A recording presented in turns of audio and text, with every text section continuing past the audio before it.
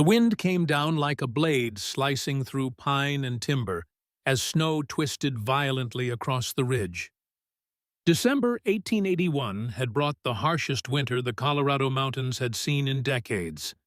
Snow piled in drifts taller than a man, and the cold cut straight to the bone. Garrett Sullivan tracked the wounded buck through this unforgiving landscape, his breaths forming small clouds that dissipated in the howling wind. 5 years of solitude had taught him to move like a ghost through these mountains. The deer's trail was growing fainter with each passing minute as the snowfall intensified, but Garrett's eyes missed nothing. He paused, crouching to examine a peculiar pattern in the snow. What had seemed like the staggering path of a wounded animal now revealed something entirely different. Bright crimson drops stained the pristine white, too bright for animal blood that had been exposed to the cold this long. Human blood. Garrett's hand instinctively moved to the hunting knife at his belt. Years of war had taught him caution above all else. He followed the blood trail, now alert for dangers beyond the storm. The tracks led him over a small ridge and down toward a cluster of pines. That's when he saw her. A woman lay half buried in snow, one arm outstretched as if reaching for something. Her cloak, once fine, but now tattered, was soaked through. Even from a distance, Garrett could see the unmistakable swell of her belly beneath the fabric. Pregnant and far along from the look of it. His military instincts warred with his doctor's training. This could be a trap, but the snow around her showed no other footprints, and the blood trail was consistent with someone struggling alone through the wilderness. Garrett approached cautiously, rifle ready. "Ma'am." She didn't move. He knelt beside her, setting his rifle within reach. Gently, he turned her face toward him. She was younger than he'd first thought, perhaps in her early 30s, with auburn hair escaping from beneath a wool cap. Her skin was pale as the snow around her, save for the bluish tinge of her lips. As he checked for a pulse at her neck, her eyes fluttered open, startlingly blue, and filled with terror. Her hand shot out, gripping his wrist with surprising strength. "Don't let them find me," she whispered, her voice barely audible above the wind. "Who?" Garrett asked, but her eyes had already closed again, her grip loosening. The wound on her shoulder became visible as her cloak shifted, a bullet wound partially frozen over. Someone had shot her and left her to die in the wilderness. Garrett glanced at the darkening sky. The storm was worsening by the minute, and night would fall soon. If he left her, she wouldn't survive until morning, neither would the child she carried. Decision made, he secured his rifle across his back and carefully lifted the woman into his arms. She was lighter than he expected, despite her condition. The cabin was nearly 2 miles away, and the snow was deepening with every passing minute. "Hold on," he murmured, though he doubted she could hear him. "Just hold on." The cabin stood like a fortress against the storm, its windows glowing with the faint light of a banked fire within. Garrett had built it himself after the war, each log placed with the precision of a man determined to create something that would endure. It wasn't large, a main room with a stone fireplace, a small kitchen area, a bedroom, and the added surgery room where he kept his medical supplies. By the time he kicked the door open, the woman was shivering violently in his arms, a good sign despite her discomfort. It meant her body was still fighting. He laid her on the bearskin rug before the fireplace, quickly adding logs to build up the flames. The fire roared to life, casting dancing shadows across the wooden walls lined with shelves of books, dried herbs, and medical supplies. Garrett removed his snow-covered coat and gloves, revealing hands that told their own story, the right mottled with burn scars from a battlefield explosion, the left bearing the precision and steadiness of a surgeon. A long scar ran from his temple down his left cheek, a souvenir from Gettysburg that pulled slightly at the corner of his eye. Working methodically, he gathered what he needed from his surgery bandages, needle and catgut, for stitching, herbs for infection, laudanum for pain. The bullet would need to be removed quickly.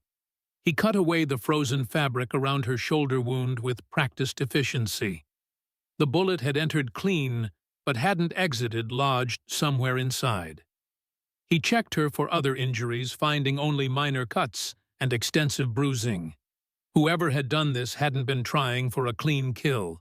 They'd wanted her to suffer. The woman moaned softly as consciousness returned. Her eyes opened wild with panic and confusion. "Be still," Garrett said, his voice low and calm. "You're safe now." She tried to sit up, eyes darting around the unfamiliar surroundings. "Where? My cabin. Found you half frozen in the snow." He held up a small bottle. "This is laudanum. I need to remove that bullet, and it's going to hurt." She stared at him, assessing, then gave a small nod. "The baby." "I'll be careful," he promised, measuring out the dose precisely, mindful of her pregnancy. "This is just enough to dull the worst of it. I need you awake enough to tell me if anything feels wrong with the child." She accepted the medicine, grimacing at the bitter taste. While waiting for it to take effect, Garrett noticed something unusual about her hands. They bore calluses inconsistent with a typical lady's life. These were the hands of someone familiar with weapons. The pads of her fingers and the base of her thumb showed the telltale marks of someone who regularly handled firearms. Whoever this woman was, she was no ordinary traveler caught in a storm. "I'm going to start now," he said, holding up the forceps. "Try to stay still." Her eyes locked with his, resolute despite the pain. "I've endured worse." The bullet extraction was mercifully quick, Garrett's hands working with the efficiency born from years of battlefield medicine. The woman bit down on a folded leather strap, muffling her cries. Not once did she look away or close her eyes, watching his every move, with an intensity that spoke of more than just concern for her treatment. When he finally dropped the bloodied bullet into a metal pan with a soft clink, she released a shuddering breath. "You've done this before," she observed, her voice strained but steady. "Field surgeon, Confederate Army." He began cleaning the wound. 5th Virginia Infantry. Something flickered in her eyes, recognition perhaps, or wariness. But she said nothing more as he stitched the wound closed with neat, precise sutures. After bandaging her shoulder, Garrett helped her into a sitting position, propped against a chair near the fire. He draped a thick woolen blanket around her shoulders and handed her a cup of hot broth. "Drink." Slowly. She accepted the cup with slightly trembling hands. "Thank you." "What's your name?" he asked, packing away his medical supplies. She hesitated, the cup halfway to her lips. "Abigail," she finally said. "Abigail Harmon." "Garrett Sullivan." He studied her face for any reaction to his name, but saw none. "How far along are you?" Her free hand moved protectively to her rounded belly. 8 months, give or take a week." "And the father, dead." The word fell between them like a stone. "My husband died 6 months ago." Garrett nodded, not pressing further. Everyone had their secrets in these mountains. His entire life here was built around keeping his own past buried. "That storm's not letting up tonight," he said, moving to stoke the fire. "You'll stay here. The bedroom's yours. I'll take the chair." "I don't want to impose." "It's not an imposition. It's common sense." His tone left no room for argument. "You need rest, and that child needs its mother alive." Abigail studied him over the rim of her cup, her gaze thoughtful. "Why are you helping me, Mr. Sullivan?" Garrett's scarred hand flexed unconsciously as memories threatened to surface. A battlefield hospital tent, screams of dying men, a young woman clutching a baby to her chest as fever ravaged them both. He pushed the images away. "This cabin's been my refuge," he said finally. "Suppose it can be yours for a while." She seemed to accept this, sipping her broth in silence. Later, after helping her to the bedroom and ensuring she was settled, Garrett sat before the fire, turning the extracted bullet between his fingers. Standard Army issue. Not a hunter's round, not a common civilian caliber. Whoever had shot Abigail Harmon had military connections. Outside, the storm raged on, wind howling like lost souls around the eaves of the cabin. But for the first time in years, Garrett Sullivan was not alone with his ghosts. 3 days passed before Abigail could stand without assistance. The bullet wound was healing clean, but she remained weak from blood loss and exposure. Despite this, Garrett often found her attempting small tasks, straightening the blankets on her bed, organizing his scattered books, even trying to prepare tea when she thought he wasn't watching. "You'll tear those stitches," he warned, catching her reaching for a high shelf. She lowered her arm, a flash of frustration crossing her face.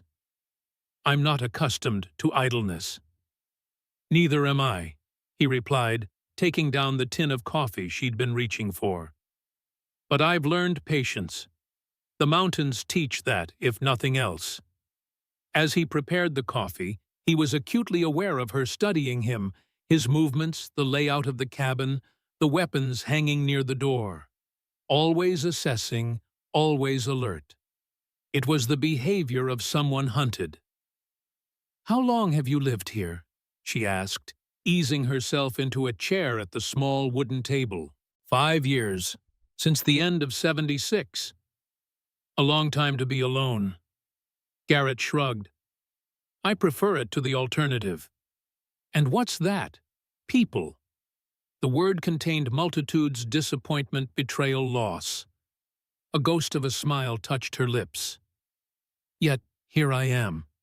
"Here you are," he agreed, setting a steaming mug before her. "Though not by choice, yours or mine."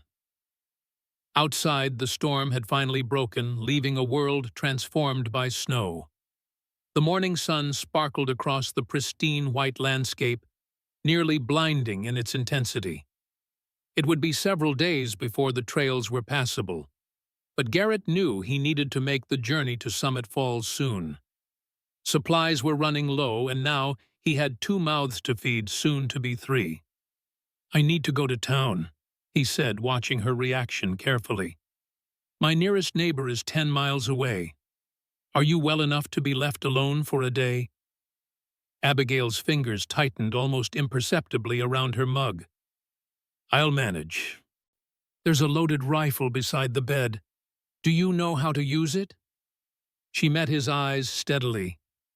"Yes." He nodded, unsurprised. "I'll leave tomorrow at first light. Should be back by nightfall." That evening, as Garrett prepared supplies for his journey, Abigail sat by the fire, one hand absently stroking her rounded belly. The firelight cast her face in gold and shadow, softening the wariness that seemed her constant companion. "Your child," Garrett said quietly.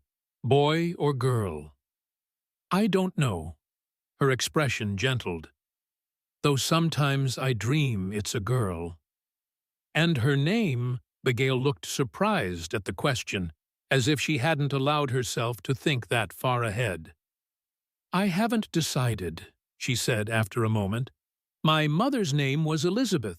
My husband liked Catherine." Garrett nodded, continuing his preparations in companionable silence. He was checking his snowshoes when Abigail spoke again. "Mr. Sullivan." "Garrett," he corrected. No one had called him Mr. Sullivan since before the war. "Garrett." His name sounded different in her voice, softer somehow. "Thank you for not asking questions."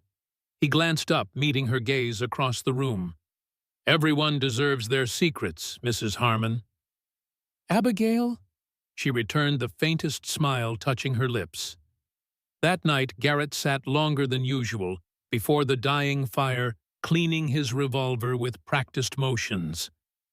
The woman sleeping in his bed was running from something or someone dangerous enough to hunt a pregnant widow through a mountain snowstorm. Whatever trouble followed her would eventually find its way to his door. He checked the chamber of his revolver, the familiar weight of it comforting in his scarred hand. He had left war behind, but it seemed war had not entirely left him. Summit Falls sprawled in the valley below, a collection of wooden buildings and smoking chimneys nestled against the mountainside. Once a mining town, it had survived the bust by positioning itself as a supply point for travelers and the scattered homesteaders in the region. Garrett visited rarely, only when necessity demanded it.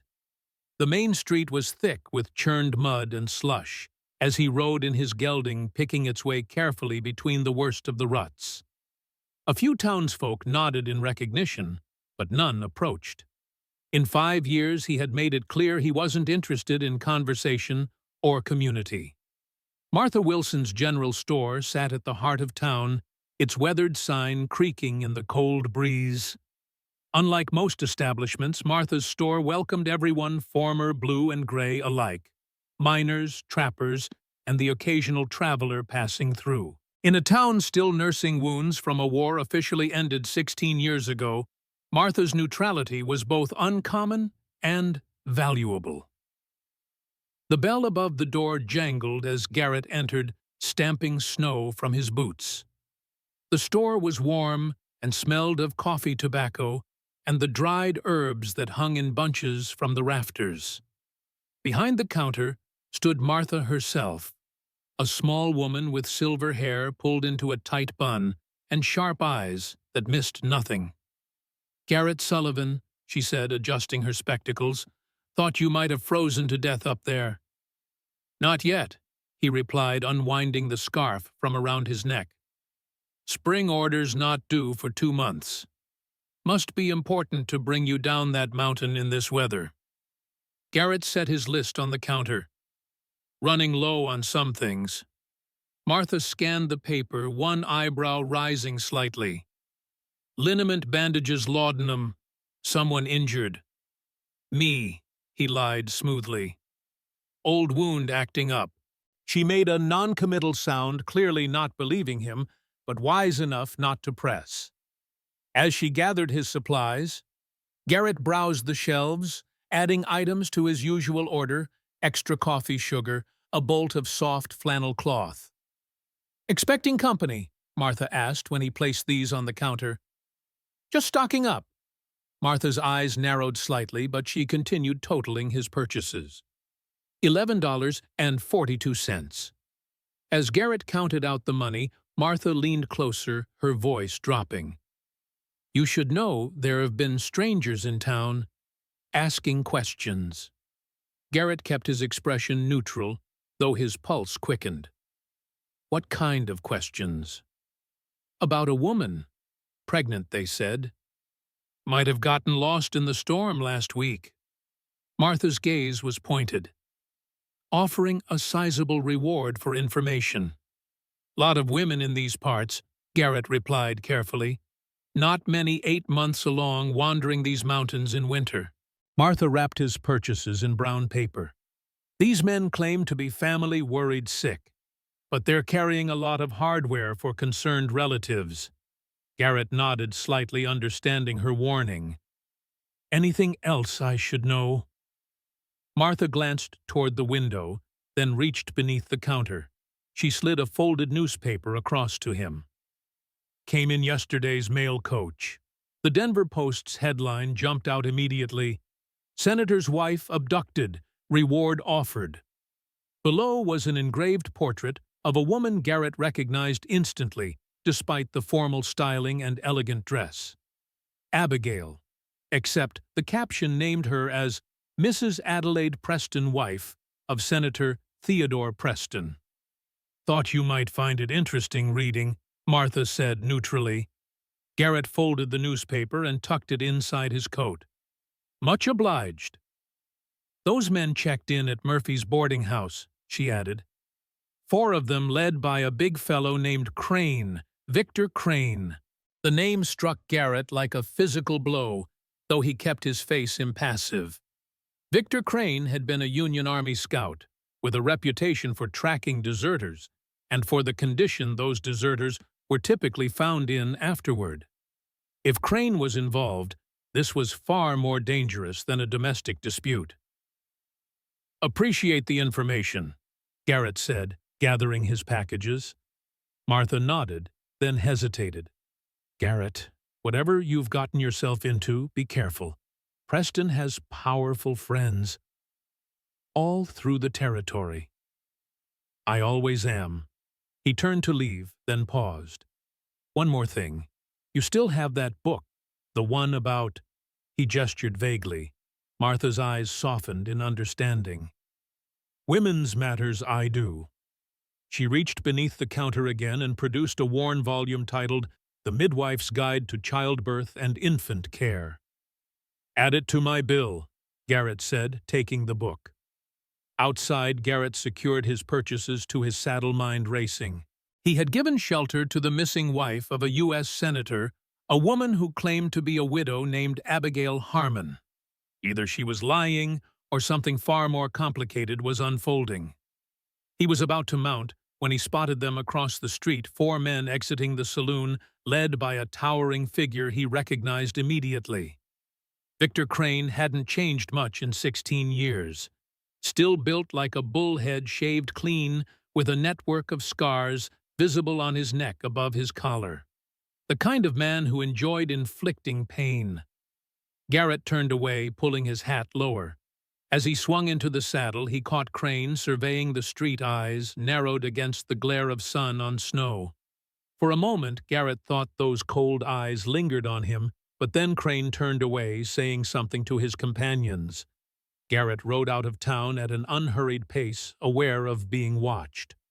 Only when Summit Falls disappeared behind him did he spur his horse to greater speed. The woman in his cabin had a lot of explaining to do.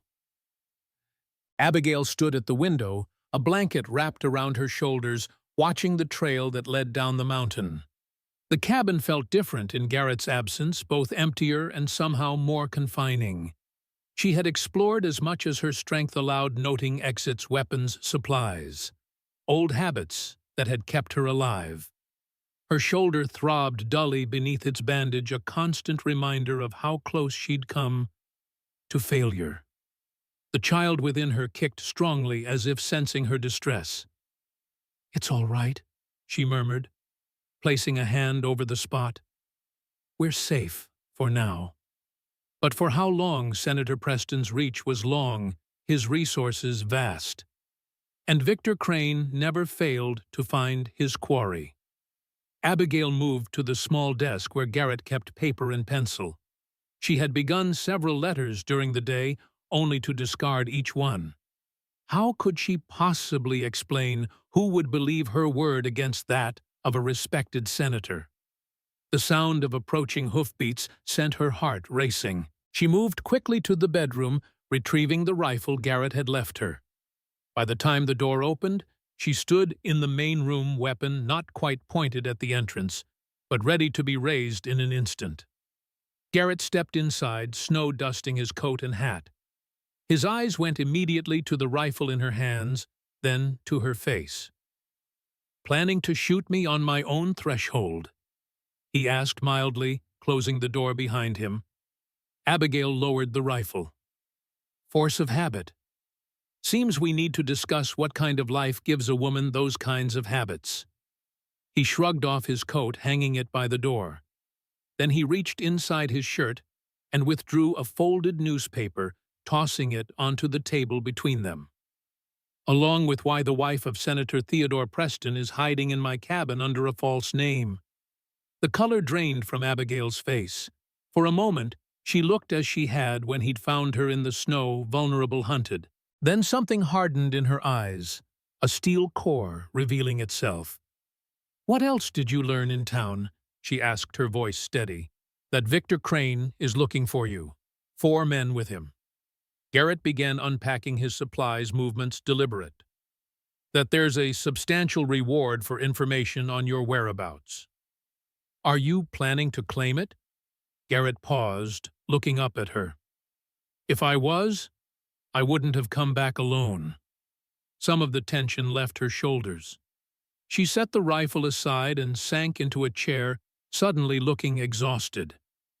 "I suppose I owe you an explanation." "You don't owe me anything," Garrett replied. "But the truth might help me keep us both alive if Crane comes calling." Abigail touched the newspaper fingers, tracing the engraved image of her face. "Most of what you see here is a lie," she said quietly. "The name, the abduction, all of it crafted by Theodore to maintain his reputation. And the truth." She met his gaze steadily. "I wasn't abducted. I escaped." Garrett pulled up a chair across from her. "From what? A prison disguised as a marriage." Abigail's hand moved to her belly. "Theodore Preston is not this child's father, though he planned to claim it as his own. When I discovered his intentions to take my baby immediately after birth and send me to an asylum, I fled. And the gunshot wound. One of Preston's men caught up with me near Silverton. I managed to get away in the storm." A grim smile touched her lips. "He fared worse than I did." Garrett studied her face, looking for deception, but finding only resolute determination. "Why would a U.S. senator want to claim another man's child?" "Political expediency. The story of a senator and his young wife expecting their first child plays well with voters." Her expression darkened. "But there's more. The real father knew things, dangerous things about Preston and his associates, things they killed him to keep quiet. And now they want to ensure his child never learns the truth," Garrett concluded. Abigail nodded. "Among other reasons." Garrett rose, moving to stoke the fire. His mind worked through the implications, the dangers. Harboring a fugitive, especially one wanted by someone with Preston's influence, was practically suicide. The smart move would be to send her on her way as soon as she was strong enough to travel. And yet, he turned back to find Abigail watching him, her face calm, but her eyes revealing her understanding of his dilemma. She was preparing herself for rejection, for being cast out. "You have no reason to believe me," she said softly. "I've brought danger to your door and lied about who I am. I'll leave in the morning." "No." The word emerged more forcefully than he'd intended. "No." Garrett's scarred hand flexed unconsciously. "I've seen what Crane does to those he hunts. I won't send you back to that, or to a man who would imprison his wife and steal her child." Relief washed over her face quickly, followed by wariness. "Why would you risk yourself for a stranger?" Garrett was silent for a long moment, memories surfacing that he usually kept buried. A crowded hospital tent, the cries of a woman in labor echoing through the night, a tiny bundle that never drew breath. "I couldn't save my wife and daughter when they needed me," he said finally, the words feeling pulled from some deep wounded place. "I was 1,000 miles away fighting in a war that took everything from me. By the time word reached me of the fever outbreak, it was too late." He looked down at his scarred hand. "I've carried that failure for 8 years. I won't add another." Abigail's expression softened with understanding. She rose from her chair and approached him, stopping just within arm's reach. "Then we help each other," she said. "You shelter me until the child comes, and I—" She glanced around the cabin. "I earn my keep however I can." "A deal." Garrett agreed, something easing in his chest for the first time in years. That night, as snow fell softly outside and the fire burned low in the hearth. Garrett sat alone at his desk, the midwifery book open before him. In the bedroom, Abigail slept, or pretended to. He could feel the weight of the choice he'd made, the danger he'd invited, by deciding to protect her. From the desk drawer he withdrew a small daguerreotype in a tarnished silver frame. A woman with dark hair and gentle eyes smiled back at him, a small bundle cradled in her arms. Eleanor and little Sarah taken just 3 weeks before the fever took them both. "I couldn't save you," he whispered to the image, "but maybe I can still do something right." He closed the book and extinguished the lamp, but remained sitting in the darkness, watching the dying embers cast their faint glow across the room. For the first time in years, Garrett Sullivan felt something stir within him, something he'd thought long dead. Purpose. Days melted into weeks as January tightened its grip on the mountains. The snow lay deep and unchanging, transforming the landscape into a vast white stillness broken only by the occasional deer trail or the tracks of passing wolves. Inside the cabin, a different kind of transformation was taking place. Abigail, gaining strength daily, had begun to put her mark on the space. The disorganized shelves were now neatly arranged, the floor swept clean, the windows cleared of grime to let in the winter light. She had discovered Garrett's small collection of books and organized them by subject, added her touch to the simple meals they shared, and even mended his threadbare shirts with neat, precise stitches. For his part, Garrett found himself speaking more than he had in years. At first, their conversations were practical discussions of supplies, whether her healing wound. But gradually, other topics emerged. She asked about his medical training, his knowledge of the mountains. He inquired about her life before Preston, discovering she had served as a nurse during the latter years of the war. Union or Confederate, he'd asked, expecting the former given her connection to Preston. Union, she confirmed. Field hospital outside Richmond last year of the war. We might have crossed paths without knowing it. Perhaps.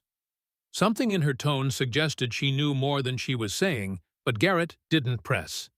They developed routines. Mornings, Garrett would check her wound, pleased with its healing. Then he would attend to outside chores, chopping wood, checking his traps, tending to the horse. Abigail would prepare a simple breakfast and spend the morning on indoor tasks, resting when her body demanded it. Afternoons often found them sitting near the fire, Abigail sewing or mending, while Garrett read aloud from one of his books. Sometimes they spoke of the war, sharing sanitized versions of their experiences. Other times, they sat in comfortable silence, each lost in private thoughts. Evenings brought a different kind of intimacy, planning for the child's arrival. Garrett had begun constructing a small cradle from pine boards, his large hands surprisingly deft with the fine work. Abigail prepared what she could, folding small garments fashioned from one of Garrett's old shirts, creating swaddling cloths from soft flannel. They never spoke of what would happen after the birth, whether she would stay or move on, how long his protection could last. Such questions hung between them, acknowledged but unaddressed. One evening, as a gentle snowfall dusted the window panes, Abigail sat by the fire while Garrett worked on the cradle. The rhythmic sound of his sanding filled the comfortable silence between them. "My father was a carpenter," Abigail said suddenly. "He could coax the most beautiful things from ordinary wood." Garrett looked up, surprised by the personal revelation. Where was home? Ohio, small town called Millfield. A soft smile touched her lips. "He made my mother a rocking chair when they married. Said a woman needed somewhere to rest while she changed the world." "Sounds like a wise man." "He was." Her smile faded. "The war took him at Antietam, first year of fighting." Garrett set aside his tools. "I'm sorry." She shook her head slightly. "It was a long time ago, But sometimes I wonder what he would think of the choices I've made, the path I've taken. I think he'd be proud of your courage, Garrett said quietly. Abigail looked up, meeting his gaze across the room. Something passed between them, an understanding, a recognition of shared loss. The moment was broken by a sharp intake of breath as Abigail's hand went to her belly. Garrett was on his feet instantly. "What is it?" "Nothing to worry about," she assured him, though her face had paled slightly. "The baby's just very active tonight." Without thinking, Garrett crossed to her side, kneeling beside her chair. "May I?" After a moment's hesitation, Abigail nodded. She guided his hand to the side of her rounded belly. For a few seconds, there was nothing.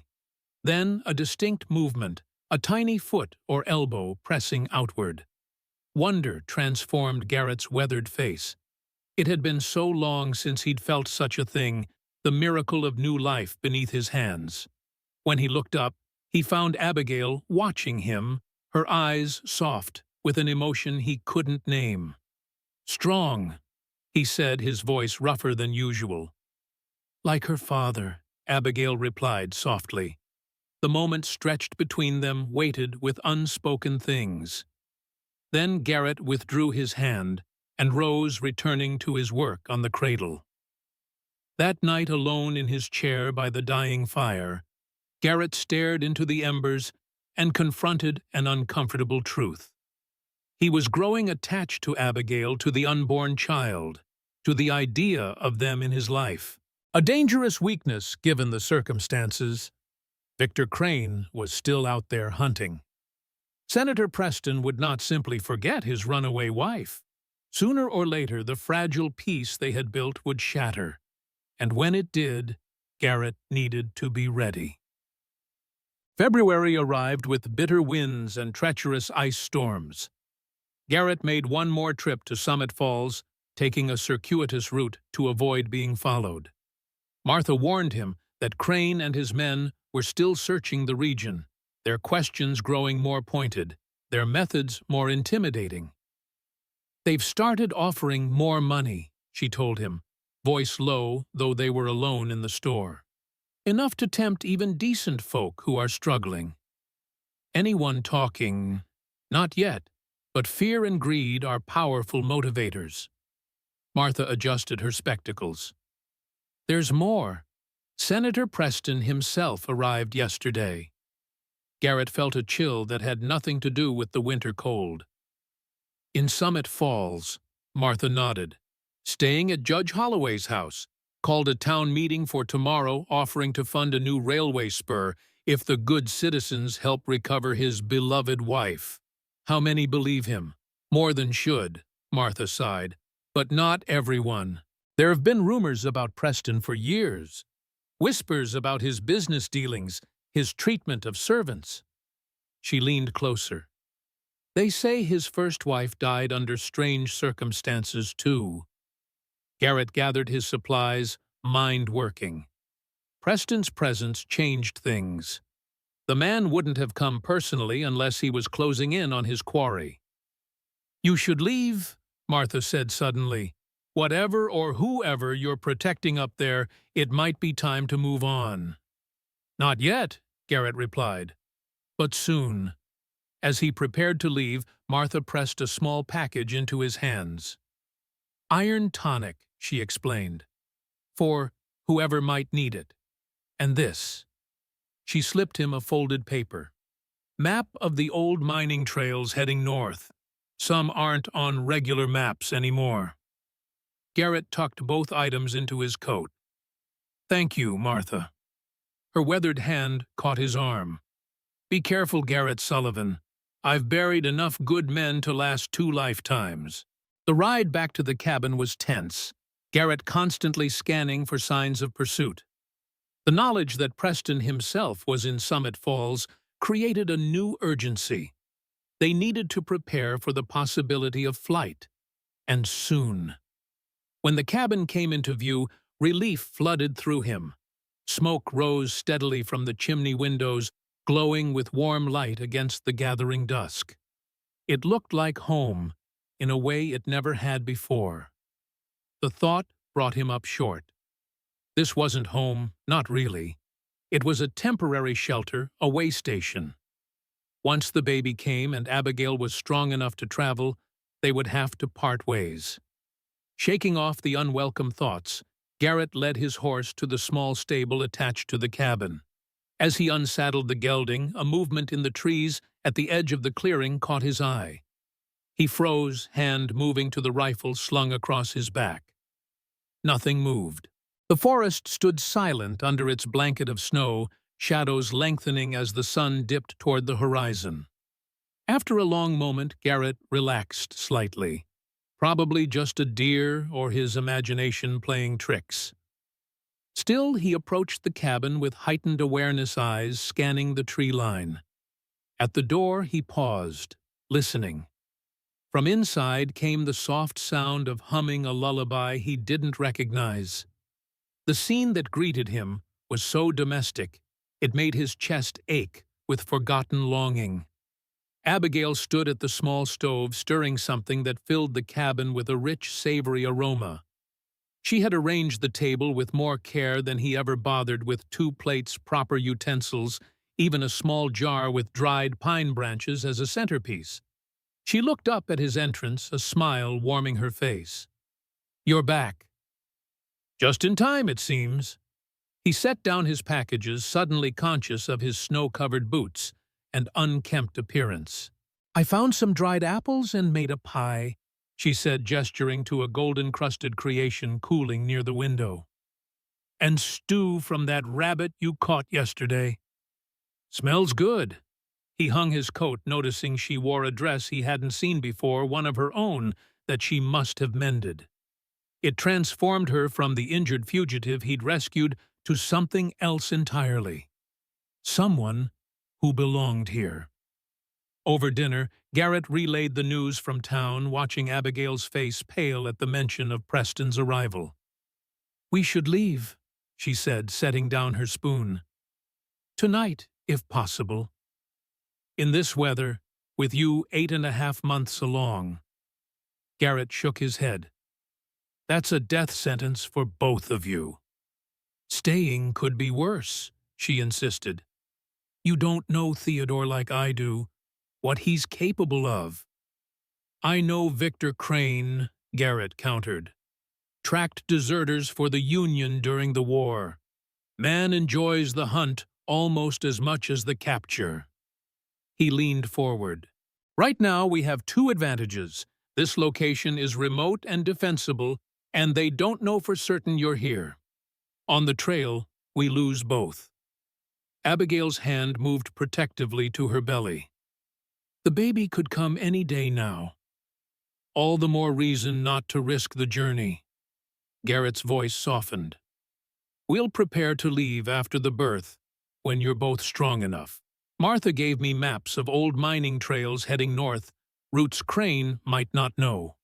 After a moment, Abigail nodded reluctantly. "How long do you think we have?" "A week, maybe 2. Garrett reached into his coat and withdrew the package Martha had given him. "Iron tonic, for your strength." Abigail accepted it with a small smile. "Thank you." They finished their meal in thoughtful silence.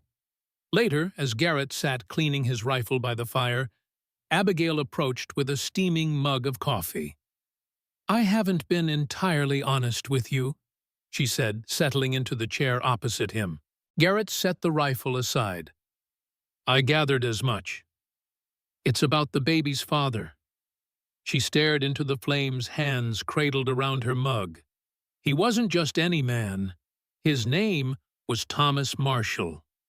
The name hit Garrett like a physical blow, though he kept his expression neutral. Thaddeus Marshall had been a legend during the war, one of the Union's most effective spies, responsible for uncovering Confederate movements and supply routes with uncanny accuracy. "I met him during the war," Abigail continued. "I was a nurse, as I told you, but that wasn't my only role. I passed information to Union intelligence patient conversations officer movements, supply details. Marshall recruited me. She looked up, gauging Garrett's reaction. He simply nodded for her to continue. After the war, Marshall continued his work for the government investigating corruption and profiteering. He uncovered a group of businessmen and politicians who had enriched themselves during the conflict, stealing from both sides, manipulating markets, even prolonging fighting to increase profits. And Preston was one of them, Garrett concluded. One of the leaders, Abigail confirmed. They call themselves the Blue Circle, former officers and officials who used their positions to build fortunes and political power. How did you end up married to him? Abigail's expression darkened. Preston discovered I was working with Marshall. Instead of killing me, he saw an opportunity. Forced me to marry him as a way to control me and to keep tabs on Marshall's investigation. And Marshall. We continued our work in secret, gathering evidence against Preston and the others. We also, she faltered slightly, we fell in love. The child is his. Understanding dawned on Garrett. Preston found out. Abigail nodded, eyes bright with unshed tears. 6 months ago, Marshall was found dead in his rooms, officially ruled a suicide, but no investigation. The local authorities are in Preston's pocket. Bitterness edged her voice. After Marshall's death, I discovered I was carrying his child. When Preston realized, he made plans to take the baby after birth, raise it as his heir while committing me to an asylum. The pieces were falling into place. And the child is more than just Marshall's offspring, Garrett said slowly. It's living proof of Preston's crimes. Yes, and there's more. Abigail leaned forward, voice dropping. Before he died, Marshall encoded the evidence he'd gathered, names, dates, transactions. He hid it in a children's rhyme. He taught me something only I would recognize. That's why Preston wants you both, Garrett said. You're the key to evidence that could destroy him and his associates. Exactly. Abigail's hand trembled slightly as she set down her mug. Now you understand why we need to leave. I've put you in the crosshairs of very dangerous men. Garrett was quiet for a long moment, processing everything she'd revealed. The stakes were higher than he'd imagined, not just a domestic dispute or even a political scandal, but a conspiracy reaching back to the war itself. We'll leave after the birth, he finally said. Head north to Canada. I know people in Montreal who can help you disappear. Relief softened Abigail's features. Thank you for believing me, for everything. As she rose to retire for the night, Garrett remained by the fire, turning over this new information. If even half of what Abigail claimed was true, they were facing opponents far more dangerous than he'd anticipated. Later, alone in the darkness, Garrett pulled out the worn daguerreotype of Eleanor and Sarah. I couldn't protect you, he whispered to their silent faces. But I swear I'll protect them. Outside, the wind moaned around the eaves of the cabin like a warning, and somewhere in the distance a wolf howled at the rising moon. Dawn broke clear and cold, the sun casting long blue shadows across the pristine snow. Garrett had risen before first light, restless after a night of troubled dreams. He stood on the porch, breath clouding in the frigid air, scanning the tree line with practiced eyes.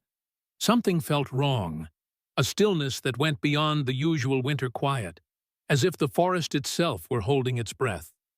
Movement at the edge of the clearing confirmed his suspicions. A dark shape slipped between the trees, too large for a deer, too deliberate for a wolf.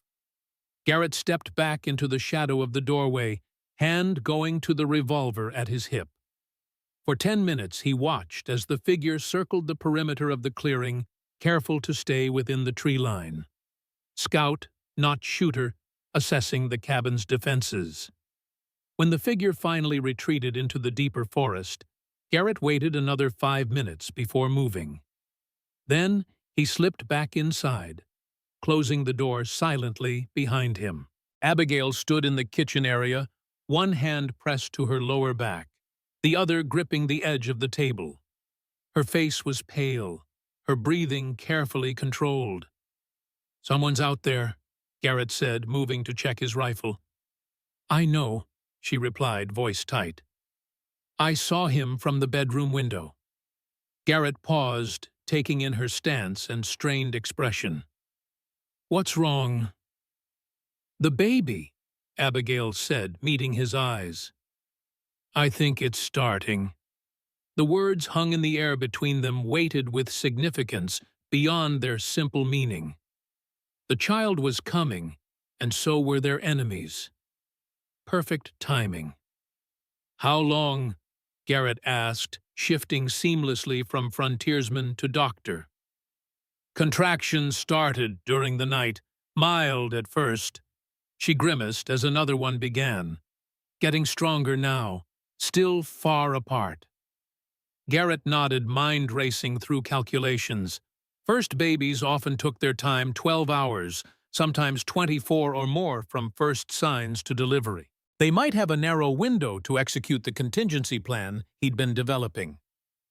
"We need to move," he said, already gathering essentials.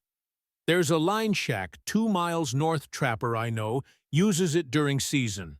It's well hidden, stocked with basics. Can we reach it in time?" "If we leave now, yes." He began packing medical supplies, food, weapons. "The man I saw was alone, a scout.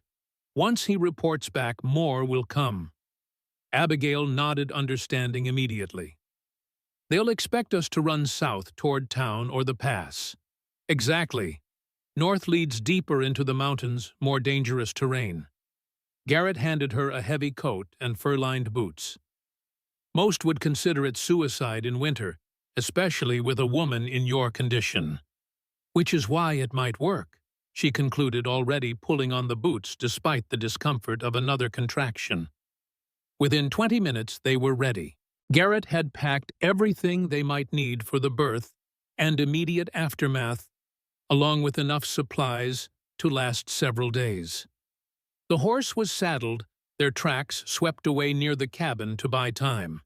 He helped Abigail onto the gelding, noting the way she bit her lip against the pain. "I'll lead on foot," he explained. "Harder to track a man on foot than a horse with 2 riders." The journey was slow and grueling. Garrett broke trail through knee-deep snow, leading the horse along game paths and narrow defiles where the wind had swept the ground nearly bare.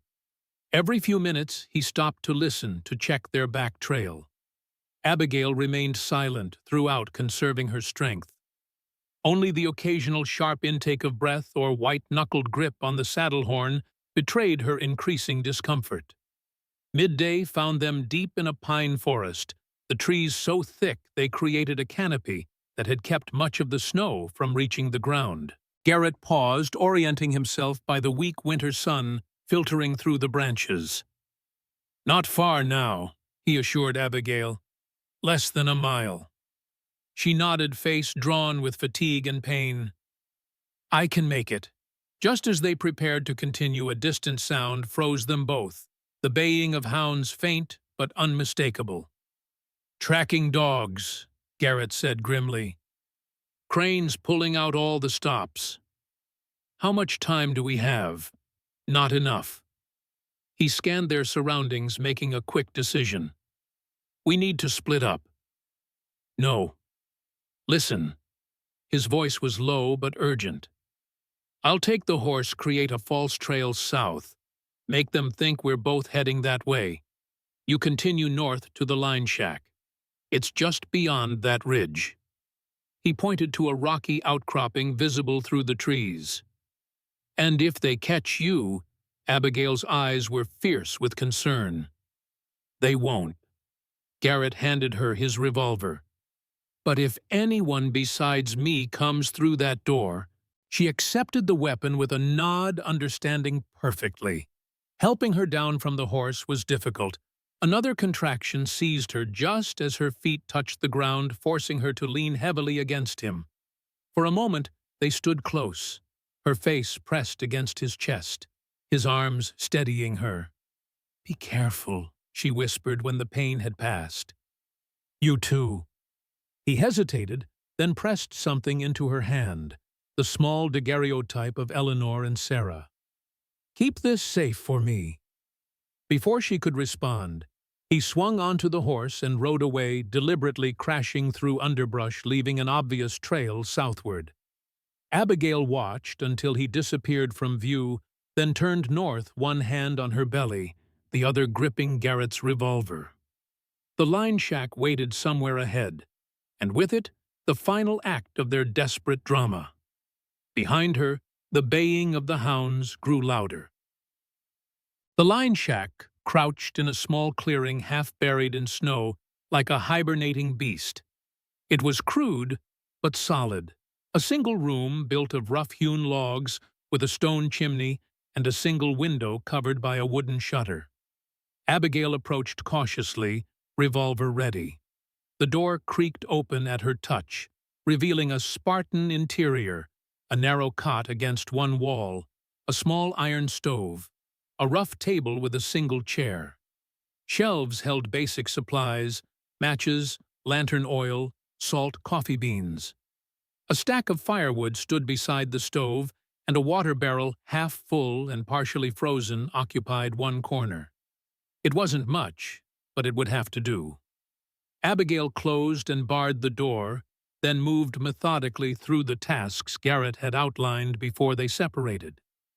First, she lit a fire in the stove, feeding it small pieces until the flames caught properly. Then she melted snow for water, arranged the medical supplies on the table, and prepared the cot with clean blankets from their packs. All the while, the contractions continued growing stronger and more frequent. She worked through them, pausing only when the pain became too intense to move. Years of nursing had taught her what to expect, but knowing and experiencing were vastly different things.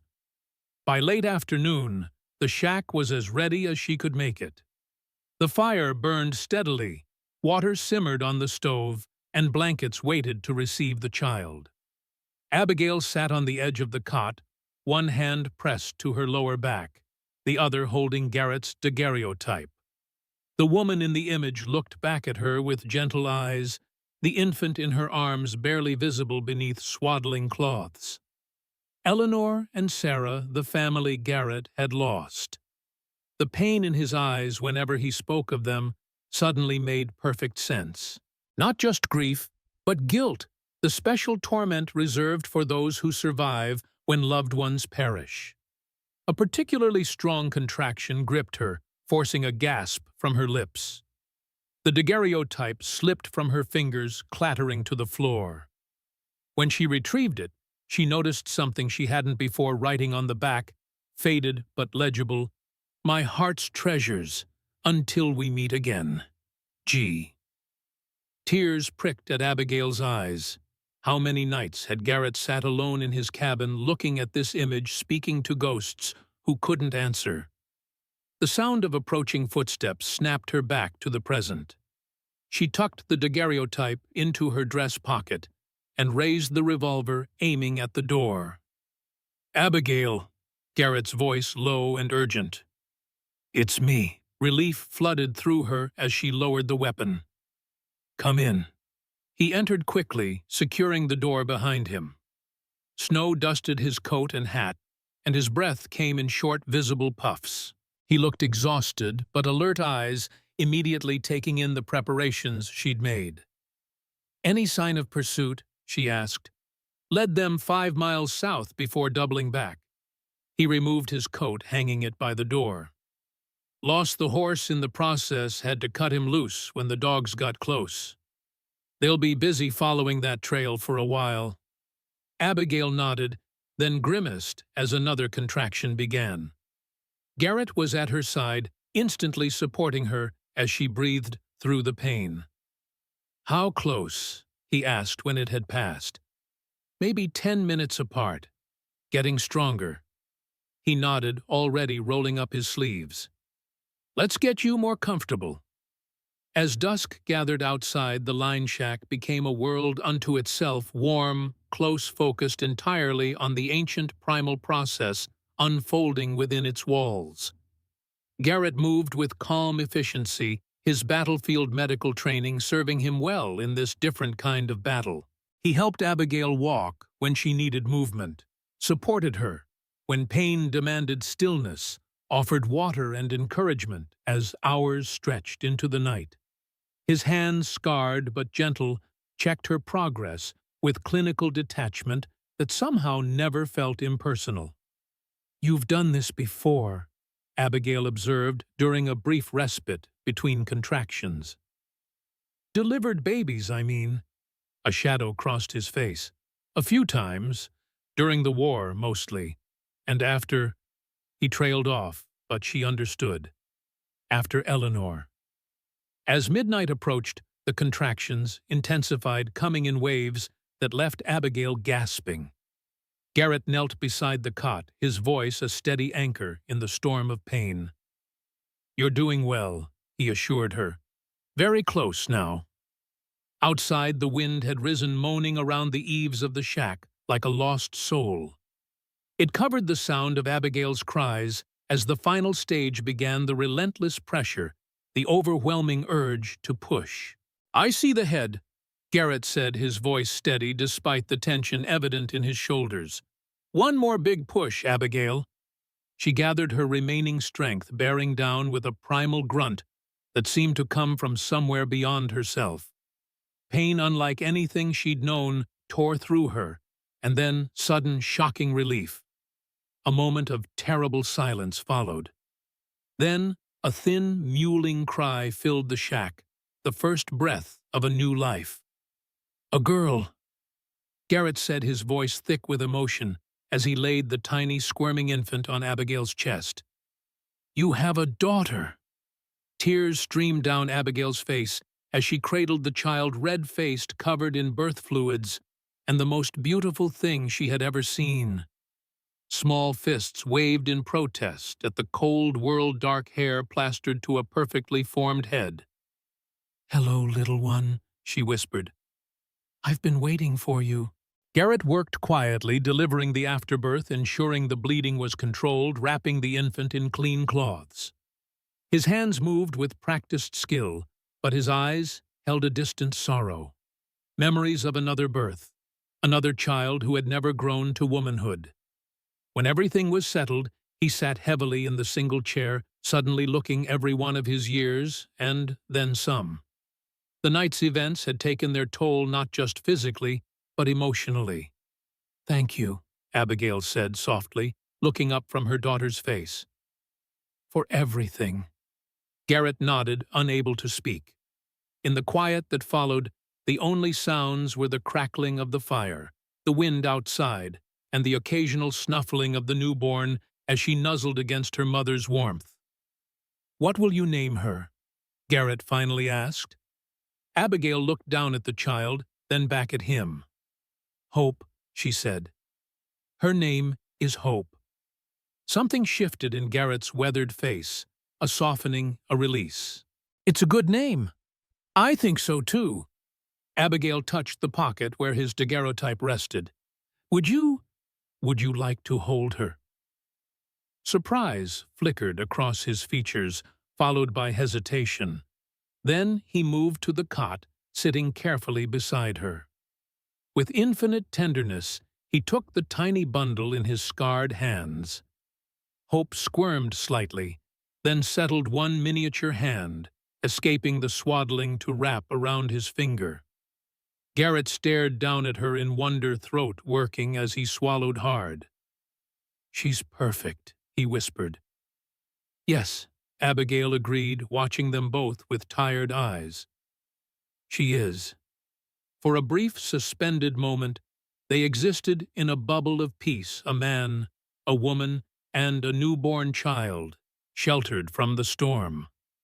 The threats waiting outside seemed distant and unreal compared to the miracle they had just witnessed. but reality was never far away. As if to remind them, a wolf howled somewhere in the darkness, lonely, haunting, and too close for comfort. Garrett's head came up, his expression shifting from wonder back to vigilance. "Try to rest," he said, carefully returning hope to Abigail's arms. "Dawn's not far off, and we still have a long journey ahead." Abigail nodded, already feeling exhaustion pulling at her. As her eyes drifted closed, she saw Garrett move to the window, pushing the shutter open a crack to peer into the night. The last thing she remembered before sleep claimed her was the silhouette of his broad shoulders against the firelight, standing guard between her child and the dangers that lurked beyond their fragile sanctuary. Dawn broke reluctantly over the mountains, pale light filtering through the single window of the line shack. Outside, the forest stood silent under a fresh dusting of snow branches heavy with white.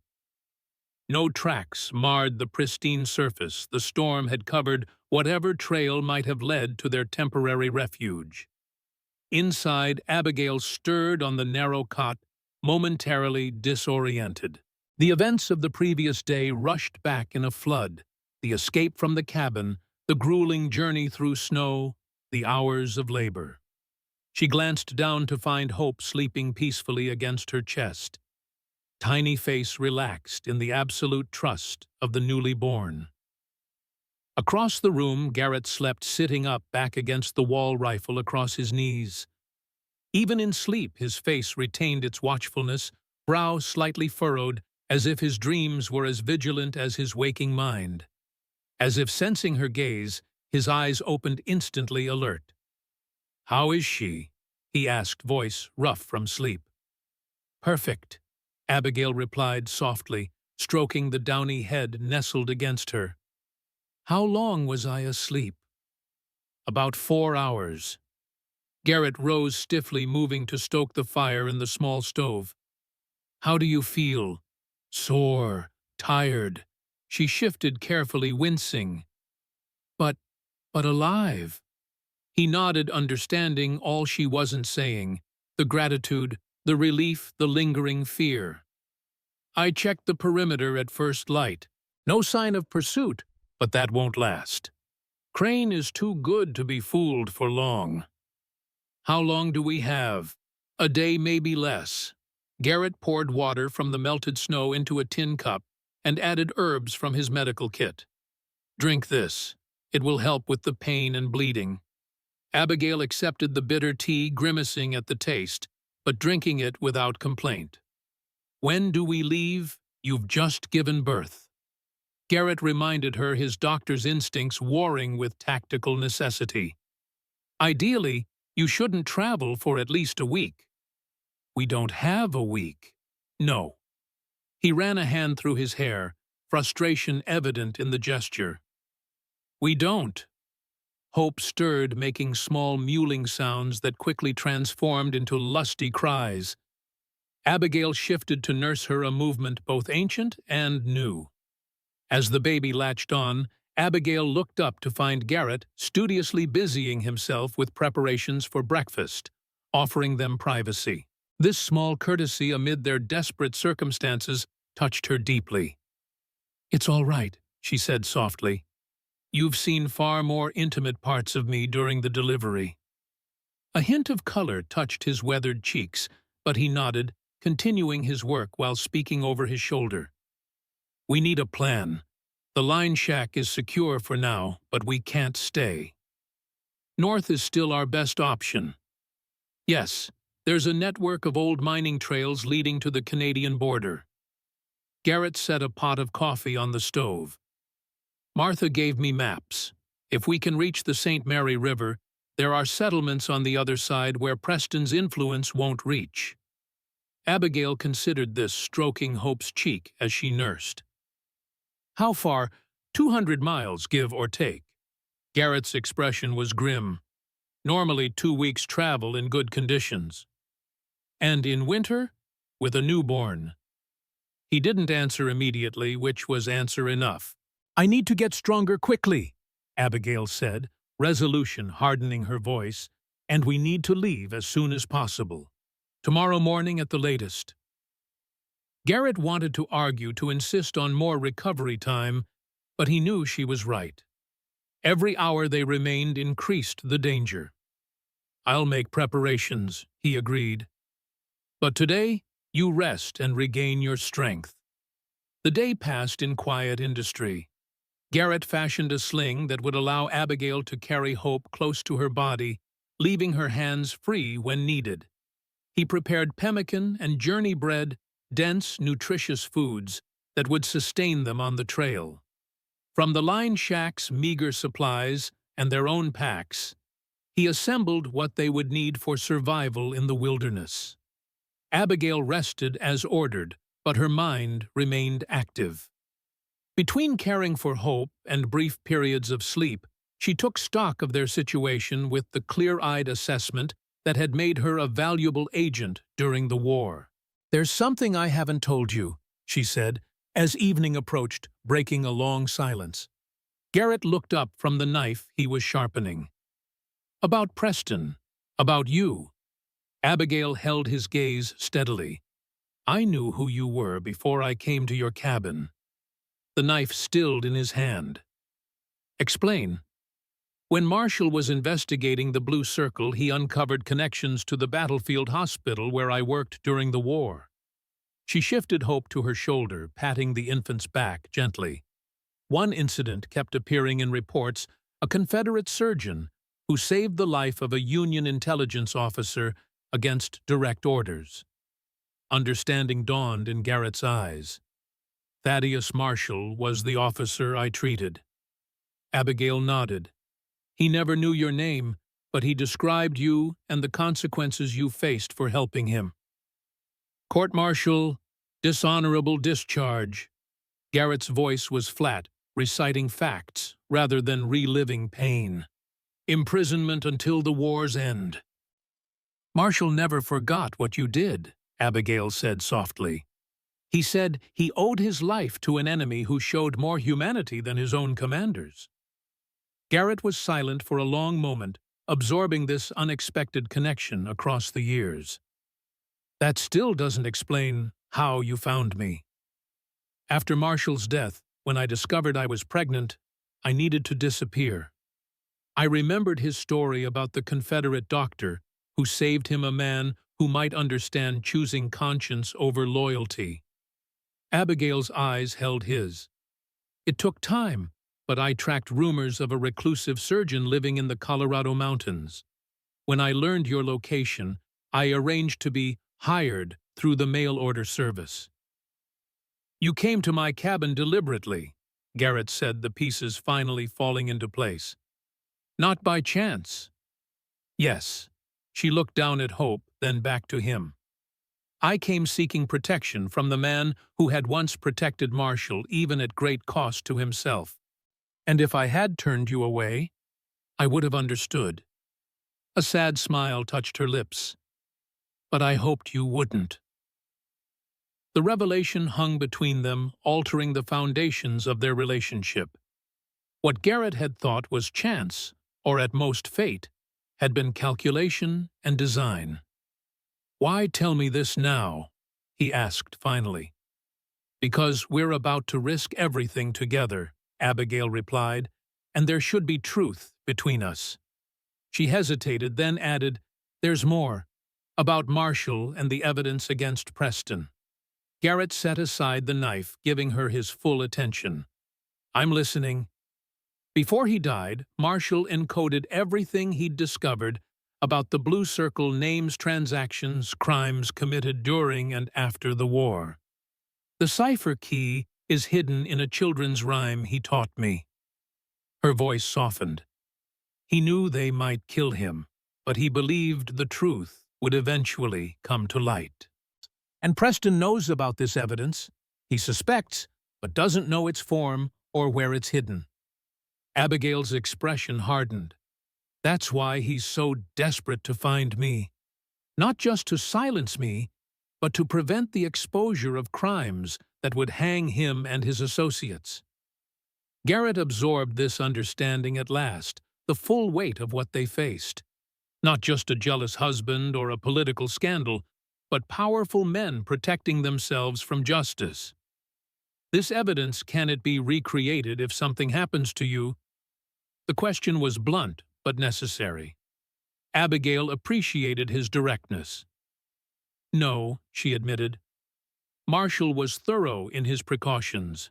The cipher exists only in my memory, and even I don't know all that the encoded documents contain. Then keeping you and Hope alive isn't just about justice for you and Marshall, Garrett concluded. It's about justice for all those harmed by Preston and his circle. Yes, Abigail's arms tightened protectively around Hope. And it's why they'll never stop hunting us. Night fell swiftly in the mountain's darkness, draping over the forest like a heavy cloak. Garrett secured the line shack, barring the door, covering the window, banking the fire to provide warmth with minimal smoke. They would need to leave before dawn, using the pre-morning darkness for cover. As they settled for a few hours of rest, Garrett found himself watching Abigail and Hope in the dim firelight. The child slept peacefully, unaware of the dangers surrounding her very existence. Abigail dozed fitfully, one hand always resting protectively on her daughter. Despite everything she had revealed, the calculation behind her arrival at his cabin, the deliberate seeking of his protection, Garrett couldn't find it in himself to resent her choices. In her position, he might have done the same. More than that, he recognized in her the same quality that had driven him to save Marshall on that blood-soaked battlefield years ago: the courage to follow conscience regardless of consequence. Sleep eluded him as he turned their situation over in his mind. The journey ahead would be perilous under the best circumstances. With Abigail weakened from childbirth and a newborn, to protect the odds shortened considerably. Yet there was no alternative. To remain was certain death. To surrender meant the same, only slower, and with more suffering. Sometime in the deepest part of the night, as Garrett kept his solitary vigil, Abigail's eyes opened. Their gazes met across the darkened room, a silent understanding passing between them. "We'll make it," he said quietly, answering her unspoken question. She nodded once, a small gesture of faith, in the face of overwhelming odds, before closing her eyes again. Outside, snow began to fall once more, erasing all traces of their presence from the world. They left the line shack 2 hours before dawn, when the night was at its darkest and coldest. Garrett led the way, breaking trail through knee-deep snow, rifle ready. Abigail followed Hope, secured against her chest in the improvised sling, Garrett's revolver tucked in the pocket of her coat. The forest was eerily silent, the snow dampening even the sound of their passage. Their breath clouded in the frigid air, crystallizing on eyebrows and collar edges. The moon, just past full, cast blue-white light across the landscape, turning familiar shapes into ghostly sentinels. Progress was painfully slow. Garrett chose their path carefully, staying beneath the tree canopy where possible to minimize tracks visible from above. Every half hour he called a brief halt, allowing Abigail to rest, and checking that Hope remained warm in her cocoon of blankets. The infant was remarkably quiet, as if sensing the need for silence. Only occasionally did she whimper quickly, soothed by Abigail's gentle murmurings. By mid-morning they had covered perhaps 3 miles, a fraction of what Garrett had hoped for. Abigail was flagging, her face pale with exhaustion, movements increasingly stiff. Childbirth had taken its toll despite her determination. "We need to rest," Garrett said, helping her to a fallen log partially sheltered by evergreen boughs. "I can keep going," she protested, though the relief in her eyes as she sat betrayed her words. "Not without risking collapse." He unpacked a small tin of journey bread and pemmican, offering her the most nutritious portions. "Eat, then feed Hope. We'll continue in half an hour." While Abigail ate and nursed the baby, Garrett scouted their back trail alert for any sign of pursuit. The falling snow had obscured most of their tracks, but Crane was too experienced to be deterred by such a simple obstacle. When he returned, he found Abigail dozing, Hope sleeping contentedly at her breast. For a moment, he allowed himself to simply observe them, mother and child, vulnerable, yet remarkably resilient. Something protective and fierce stirred in his chest, a feeling he had thought long dead. The sound that saved them was almost imperceptible, just the faintest jingle of metal against metal carried on the still air. Garrett reacted instantly, hand covering Abigail's mouth as he pressed her and Hope flat beneath the sheltering pine boughs. "Don't move," he breathed against her ear. "Riders." They lay motionless as hoofbeats approached, muffled by snow, but growing steadily louder. Through gaps in the pine needles, Garrett could make out 4 men on horseback, moving in a search pattern through the trees. At their head rode Victor Crane, massive and intimidating, on a stallion that seemed too small for his bulk. "Spread out," Crane ordered, his voice carrying clearly in the winter stillness. "They're on foot with a newborn. They can't have gone far." The men separated, each taking a different direction. Crane himself remained on the main trail, scanning the forest with predatory intensity. For a heart-stopping moment, his gaze seemed to fix directly on their hiding place. Beside him, Garrett felt Abigail tense, one hand curling protectively around Hope's swaddled form. The baby chose that moment to stir, making a small sound of discontent. Abigail froze, her body rigid with fear. Garrett's hand moved from her mouth to gently cover the infant's face, not blocking her breathing, but muffling any further sounds. Crane's head tilted slightly, listening. Then, to their horror, he dismounted, handing his reins to one of his men who had circled back. "Check that area," he said, pointing toward a section of forest not far from where they hid. "I thought I heard something." "Yes, sir." The rider wheeled his horse, heading directly toward them. Garrett made a split-second decision. Pressing Abigail's shoulder in a silent command to stay hidden, he slipped away through the underbrush, moving at a crouch, until he was some distance from their hiding place. Then deliberately, he stepped on a dry branch. The sharp crack echoed through the forest. The rider's head snapped toward the sound, as did Crane's. "There!" the rider shouted, spurring his horse in Garrett's direction. Garrett was already running, zigzagging between trees, staying low to present a difficult target. A shot rang out, the bullet splintering bark inches from his head. He ducked, changed direction, and kept moving. Behind him, he heard Crane shouting orders, the sounds of pursuit growing as the other riders converged on his position. Exactly as he'd intended. For 20 minutes, Garrett led them on a desperate chase through the forest, always staying just visible enough to keep them following, yet using the terrain to prevent a clear shot. His lungs burned in the cold air, legs aching from plowing through deep snow, but he pushed on, drawing them further and further from where Abigail and Hope remained hidden. When he judged they were at a safe distance, Garrett implemented the next phase of his improvised plan. Reaching a small stream partially frozen over, he followed it for several hundred yards, the water concealing his tracks. Then, spotting a low-hanging branch, he grabbed it and swung himself up into the tree. Moving from branch to branch, with the agility born of desperation, he made his way through the canopy until he was well away from the stream. Only then did he drop back to the ground, immediately setting off at an angle that would eventually bring him back to Abigail, but by a circuitous route unlikely to be discovered. The forest echoed with distant shouts as Crane and his men lost the trail at the stream. Garrett allowed himself a grim smile. They would waste hours searching in the wrong direction. It took him nearly an hour to circle back to the fallen log, where he had left Abigail and Hope. His heart sank when he found the spot empty. No sign of them beneath the pine boughs.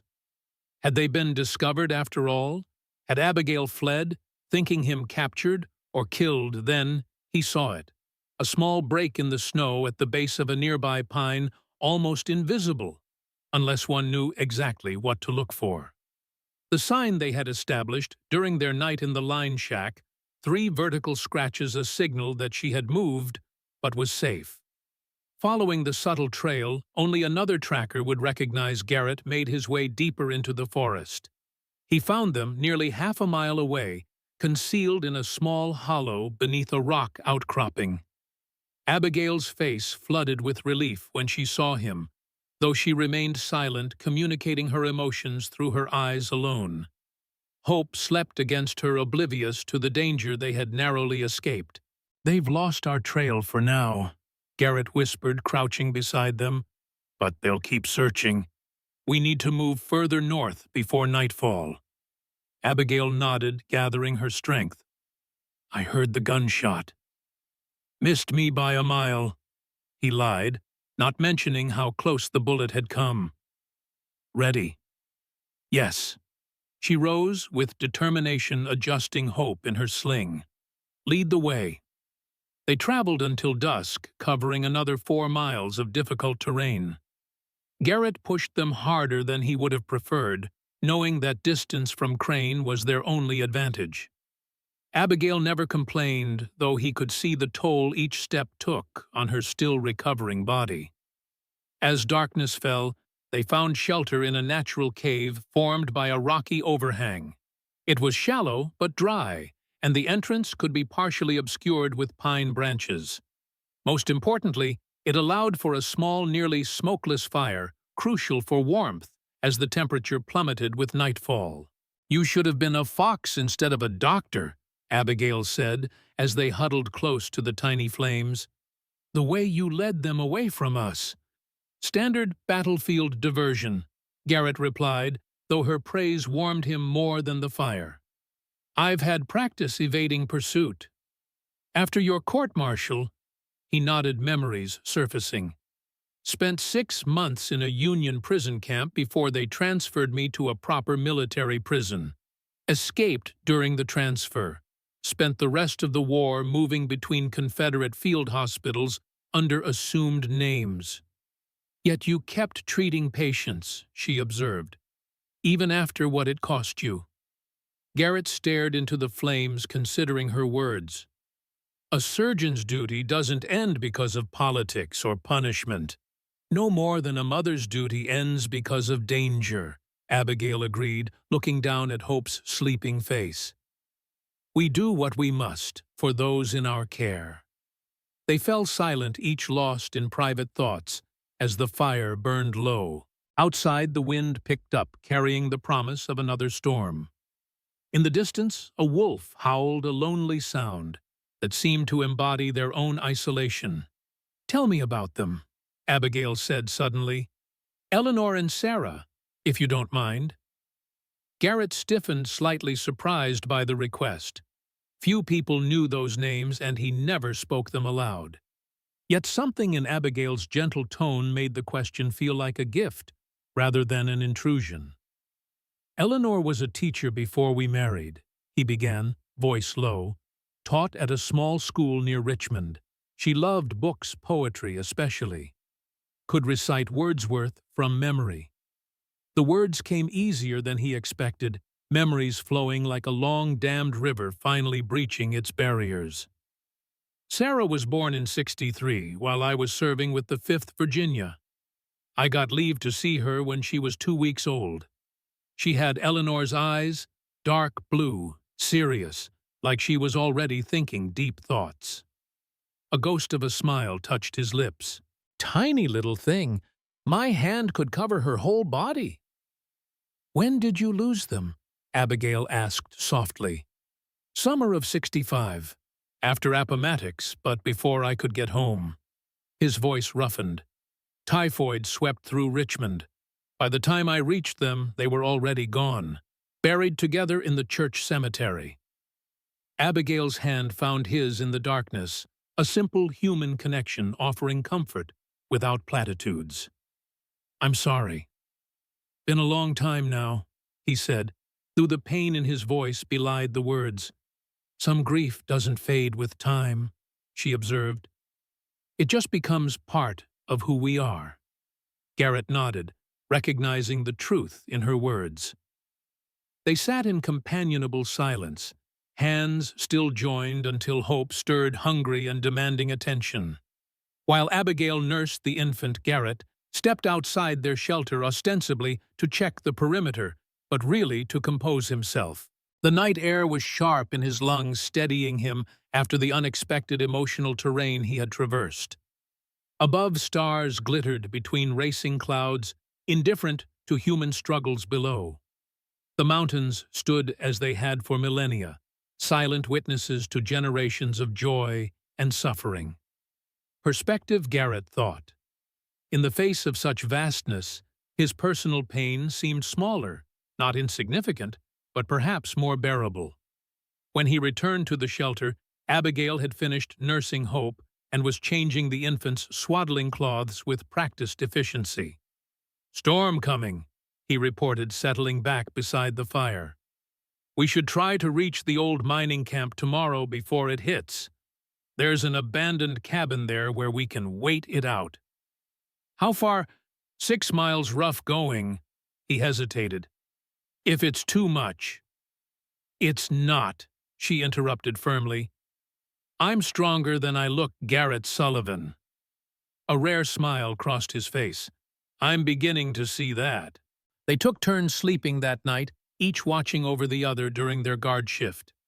During his vigil, Garrett found himself studying Abigail's face in repose, the strength evident even in sleep, the determination that had carried her through circumstances that would have broken many.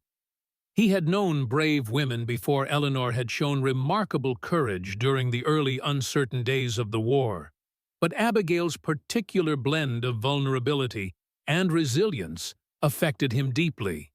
She had endured betrayal, loss, and constant danger, yet still managed to create and protect new life. More than that, she had trusted him, a stranger, an enemy soldier, with both her safety and her truth. The weight of that trust settled around his shoulders like a mantle, both burden and honor. By first light, Garrett had made a decision that went beyond their immediate survival. Whatever happened in the days ahead, he would see Abigail and Hope safely to Canada, not just because it was right, or because of his connection to Marshall, but because they had awakened something in him he had thought forever lost: purpose, and perhaps, if he dared name it, hope. The mining camp appeared as a dark smudge against the white landscape, a cluster of weathered structures half buried in snow. Most were collapsed or listing dangerously victims of harsh winters and abandonment. But one cabin remained relatively intact, its stone chimney standing firm against the elements.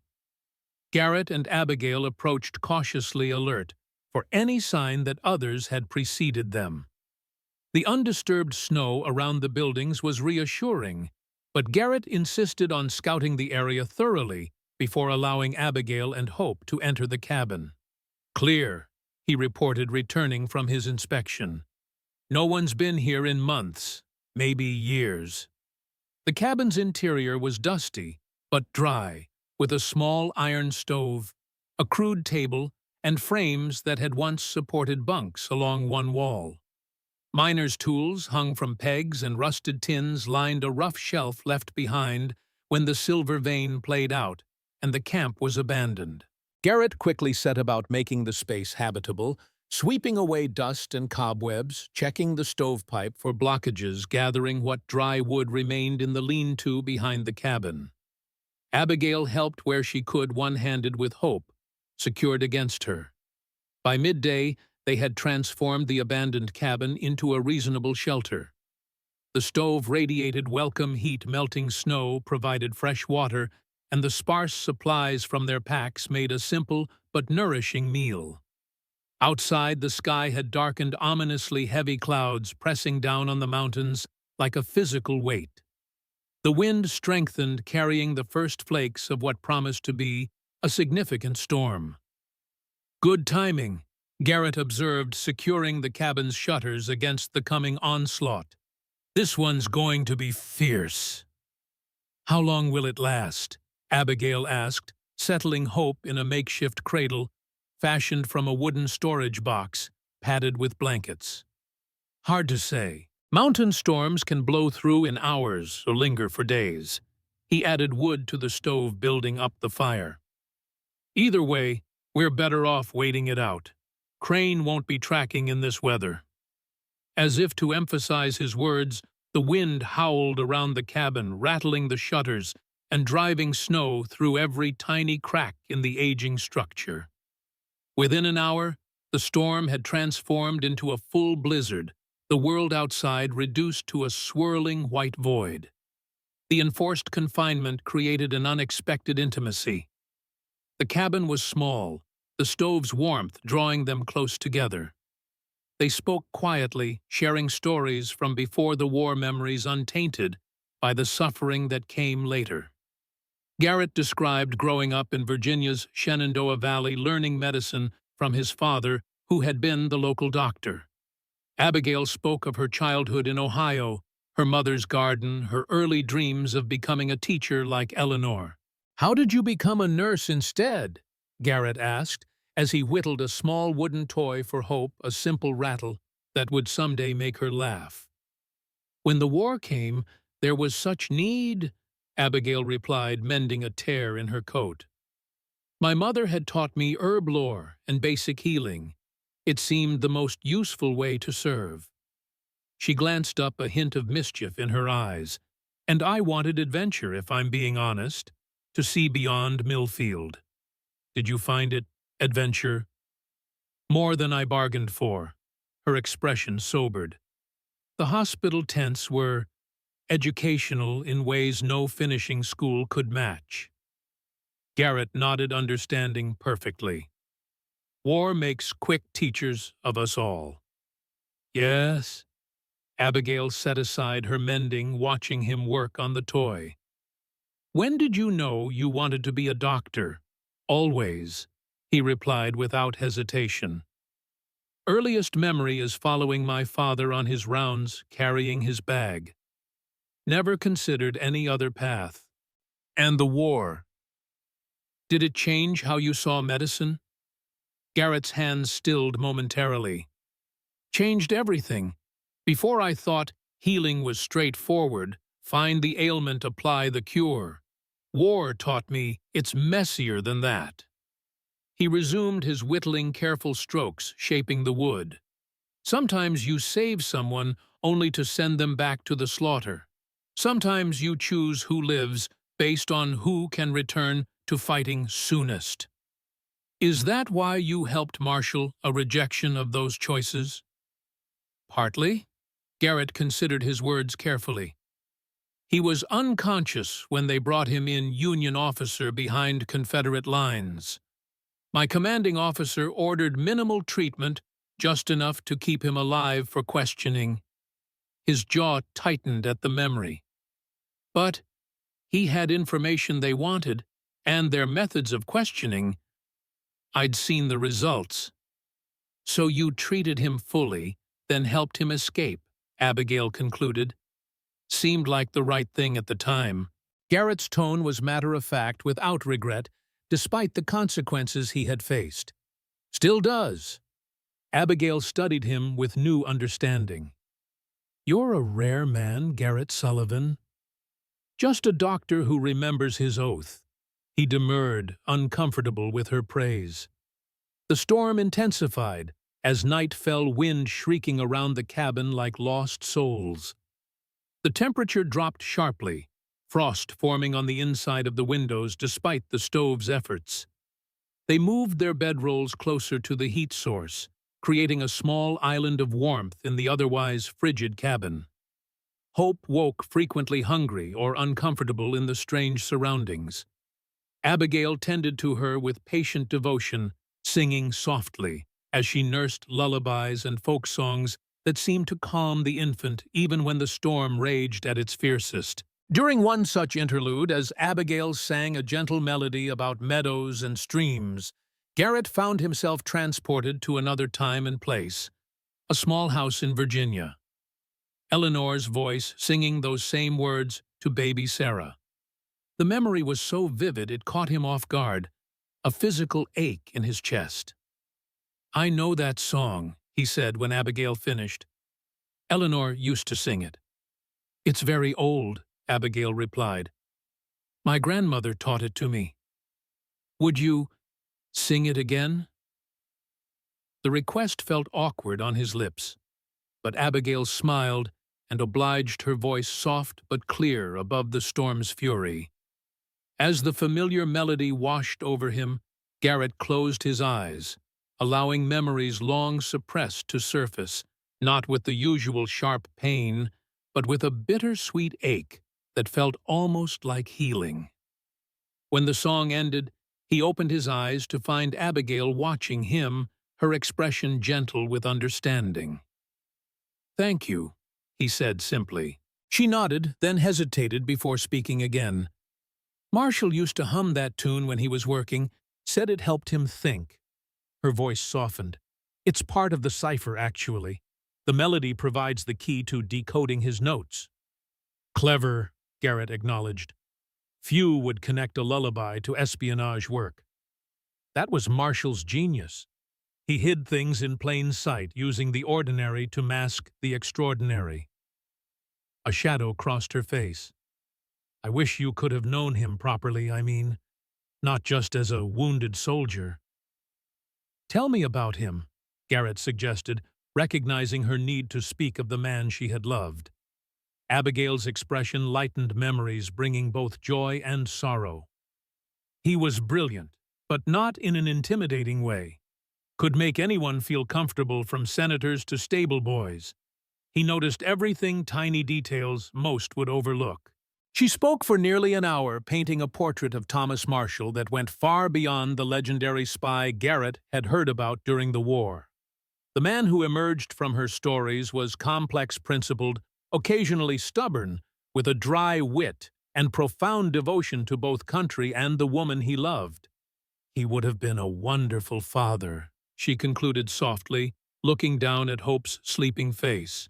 "He was so excited when I told him about the baby, even though our situation was complicated. He knew before he died." "Yes, it was the last time I saw him," her voice caught. "He made me promise to protect our child no matter what. Said the baby represented everything he was fighting for, a future free from corruption and old hatreds." Garrett nodded, understanding that perspective all too well. The war had ostensibly ended in 1865, but its aftershocks continued to shape the nation. Men like Preston and his Blue Circle associates exploited divisions and wounds for personal gain, perpetuating conflict, even as they profited from supposed peace. "We'll honor that promise," he said with quiet certainty. "Get you and Hope safely to Canada, then find a way to expose Preston's crimes." Abigail looked up, surprised by the determination in his voice. If you'll allow it," Garrett amended suddenly, uncertain. "I have connections in Montreal, other Confederate expatriates who've built new lives. They can help establish you with a new identity, find safe housing. And you—" The question hung between them, laden with implications neither was ready to fully address. "One step at a time," Garrett said finally. "First we get you across the border." Abigail accepted this, though something in her eyes suggested she had hoped for a different answer. "Yes, one step at a time." The storm continued through the night and into the following day, confining them to the cabin's close quarters. They used the time to rest, to plan to prepare for the difficult journey still ahead. Maps were studied routes, discussed contingencies established for various scenarios they might face. By the second evening, the storm showed signs of abating. The wind's howl diminished to a moan, then a whisper. The constant assault of snow against the shutters ceased, leaving an expectant silence in its wake. Garrett ventured outside to assess conditions, returning with frost-rimmed beard and eyebrows, but positive news.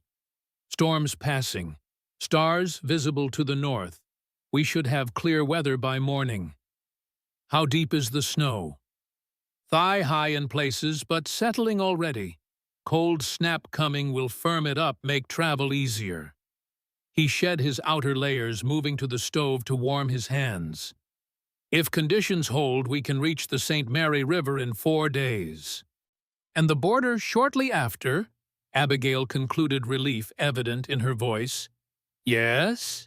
Garrett hesitated, then added, There's something else you should know. When I checked our back trail, I found tracks partially filled by snow, but distinct. Someone's been through the mining camp recently. Abigail tensed instinctively, gathering hope closer. Crane? Can't be certain, but the timing fits. Garrett's expression was grim. They lost our trail in the storm, but they're still searching the general area. We need to move at first light before they can resume tracking in earnest. The news cast a pall over the cabin, dispelling the fragile sense of security they had established. Once again, danger pressed close, a constant shadow on their path. That night, as they prepared for what might be their last hours of relative safety, Abigail made a decision. Removing the daguerreotype of Eleanor and Sarah from her pocket, she held it out to Garrett. You should have this back, she said softly. I've kept it safe as promised. Garrett looked at the image of his lost family, emotions warring across his weathered face. After a long moment, he gently closed her fingers back around the frame. Keep it a while longer, he said. For luck. Abigail nodded, understanding the significance of the gesture. She tucked the daguerreotype carefully back into her pocket next to her heart. Outside, the night sky cleared, stars emerging one by one like distant beacons. The moon, waning now but still bright, cast blue shadows across the new-fallen snow. In the forest beyond the mining camp, a lone wolf called to its pack, the haunting sound carrying clearly in the still air. Inside the cabin, Garrett checked their weapons one final time, his rifle, Abigail's revolver, the hunting knife at his belt. Tomorrow, they would leave the relative shelter of the mining camp and strike north toward the Canadian border. Toward freedom, if they were lucky. Toward confrontation, if they were not. As if sensing the gravity of the moment, hope stirred in her makeshift cradle, making small sounds of discontent. Abigail lifted her, murmuring soothing words as she settled the infant against her shoulder. Garrett watched them, these two who had entered his life so unexpectedly, yet now seemed essential to it. Whatever came in the days ahead, he knew with bone-deep certainty that he would give his last breath to see them safely through. Some commitments transcended duty, honor, even oath. Some bonds once formed could never be broken, not by distance, hardship, or even death itself. Eleanor and Sarah would understand, he thought. Perhaps they had even guided him to this moment, this choice. As dawn approached, Garrett and Abigail prepared in focused silence, each movement efficient and purposeful. They packed only what was essential, distributed the weight carefully to allow maximum mobility, checked and rechecked their route. The first pale light of morning found them standing at the edge of the mining camp, facing north toward uncertain terrain and an uncertain future. Hope slept peacefully in her sling against Abigail's chest, oblivious to the dangers surrounding her young life. "Ready?" Garrett asked, rifle slung across his backpack, secure. Abigail nodded, her eyes clear and determined. "Ready."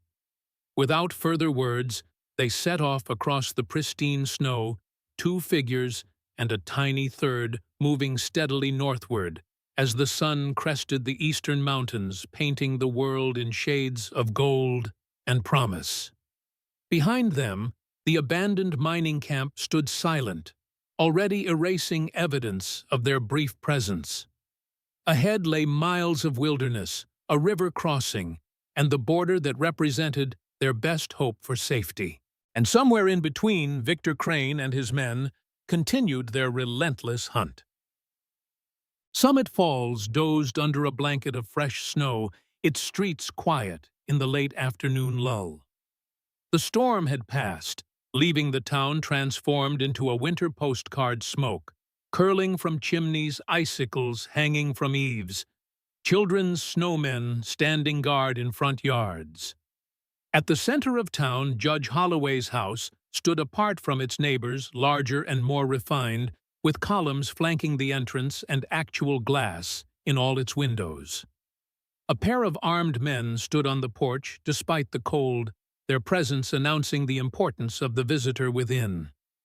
In the judge's study, Senator Theodore Preston stood before the fireplace, a glass of brandy in one hand, his face a mask of controlled fury.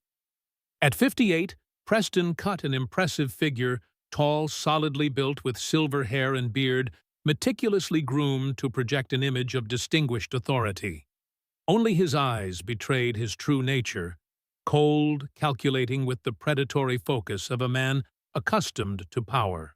"Incompetence," he said flatly, addressing the man who stood at attention before him. "That's the only explanation for this continued failure, Mr. Reed." Thomas Reed Preston's personal secretary and the liaison between the senator and Crane's tracking team shifted uncomfortably. "Sir, the storm—" "Don't speak to me of weather," Preston cut him off. "I pay Crane an exorbitant sum precisely because he claims to be capable of tracking in any conditions. Yet, a woman 8 months pregnant has somehow eluded him for weeks."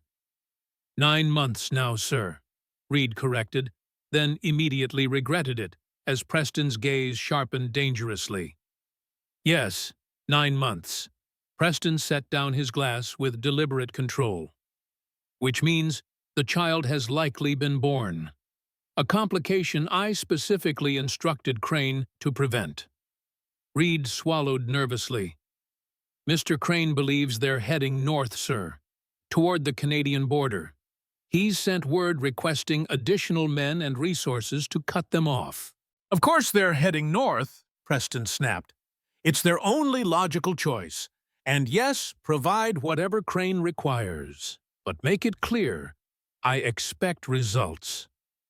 Not excuses." He turned back to the fire, his voice lowering. "The woman and child must be recovered. Quietly. Permanently. And the man with them? The mountain recluse." Preston's expression darkened further. "Eliminate him. He's seen and heard too much to be permitted to live." "Yes, sir." Reed hesitated, then added, "There's one more thing you should know. Martha Wilson at the general store, she's been asking questions about your wife, about your business affairs." The senator was silent for a long moment, flames reflecting in his cold eyes. "Is that so? Perhaps it's time I paid Mrs. Wilson a personal visit. Remind her of the benefits of discretion." "As you wish, sir." Reed recognized his dismissal and backed toward the door. "I'll inform Crane of your instructions immediately." When Reed had gone, Preston remained before the fire contemplating the flames with the detached calculation that had served him well throughout his rise to power. The situation was growing more complicated by the day, threads unraveling from what should have been a tightly controlled narrative. Abigail's escape had been unforeseen but manageable, a temporary embarrassment that could be explained away. Her death in the wilderness would have been tragic, but ultimately convenient, closing the Marshall chapter permanently. But now, with the child born and both mother and infant still at large, the threat had evolved.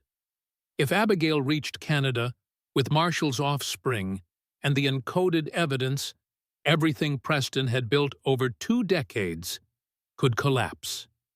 The Blue Circle itself, the shadowy alliance of former officers, politicians, and industrialists who had profited immensely during and after the war would be exposed. Fortunes would be lost, reputations destroyed, prison terms, or worse, awaiting those implicated. Preston had not come this far, sacrificed so much to allow a dead spy's lover and bastard child to undo it all. Picking up his brandy glass, he drained the remaining liquid in a single swallow, feeling the familiar burn down his throat. Then, decision made, he crossed to the judge's desk and pulled out a sheet of paper. The telegram he composed was brief but clear, addressed to associates in Washington who maintained connections with certain specialized operatives, men whose services were never officially acknowledged but frequently utilized by those in power. If Victor Crane failed in his task, these men would not. Either way, Abigail Harmon and Thomas Marshall's child would never reach the Canadian border alive. Preston sealed the telegram, a cold smile touching his lips. Chess, not checkers, that had always been his approach. Multiple pieces, multiple moves, all advancing toward a single inevitable conclusion. Checkmate. Morning dawned clear and bitterly cold, the temperature having plummeted overnight. The world sparkled in crystalline perfection, sunlight fracturing into prisms as it struck ice-coated branches. Their breath formed thick clouds that hung suspended in the still air before slowly dissipating. Garrett led the way, using a fallen branch as a walking stick to test the snow's depth. The cold snap had formed a crust strong enough to hold his weight in most places, making their progress swifter than expected. By mid-morning, they had left the mining camp far behind, following a narrow game trail that wound through dense pine forest. Abigail followed steadily, hope bundled securely against her chest. The infant had settled into a rhythm of sleeping during their travels and waking during brief rest periods, almost as if she understood the necessity of their silent progress. "How much farther to the river?" Abigail asked during one such rest as she nursed Hope beneath the shelter of a spreading hemlock. Garrett consulted Martha's hand-drawn map. "About 12 miles. 2 days at our current pace."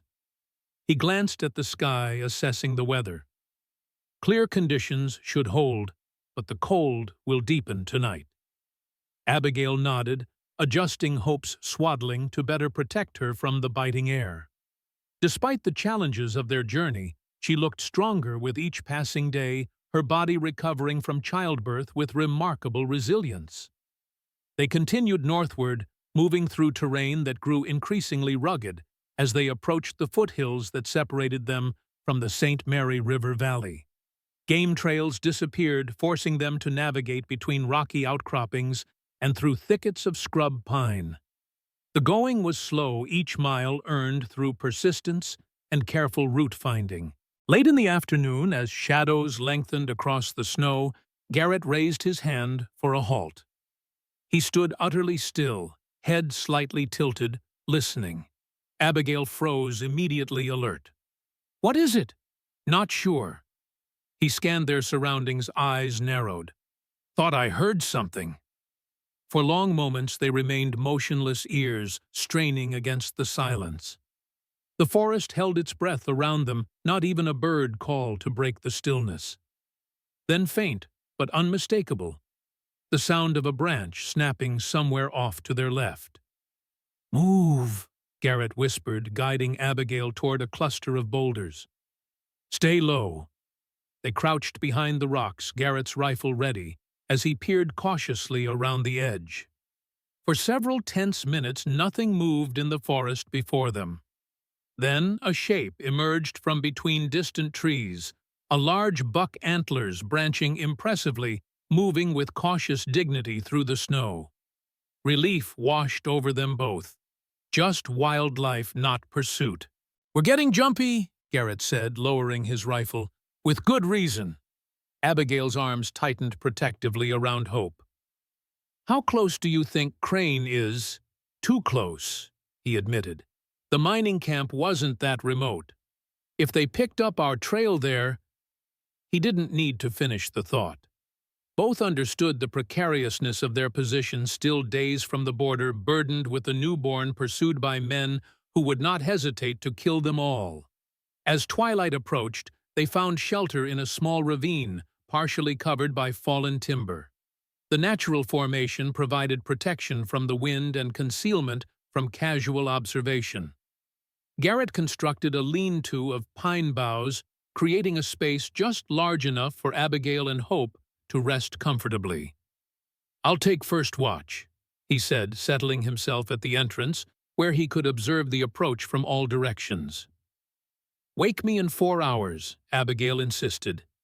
"You need rest, too." He nodded, though both knew he would likely let her sleep longer. In the gathering darkness, they shared a cold meal of pemmican and journey bread, neither daring to risk a fire, despite the plummeting temperature. Hope fussed quietly, uncomfortable in the bitter cold.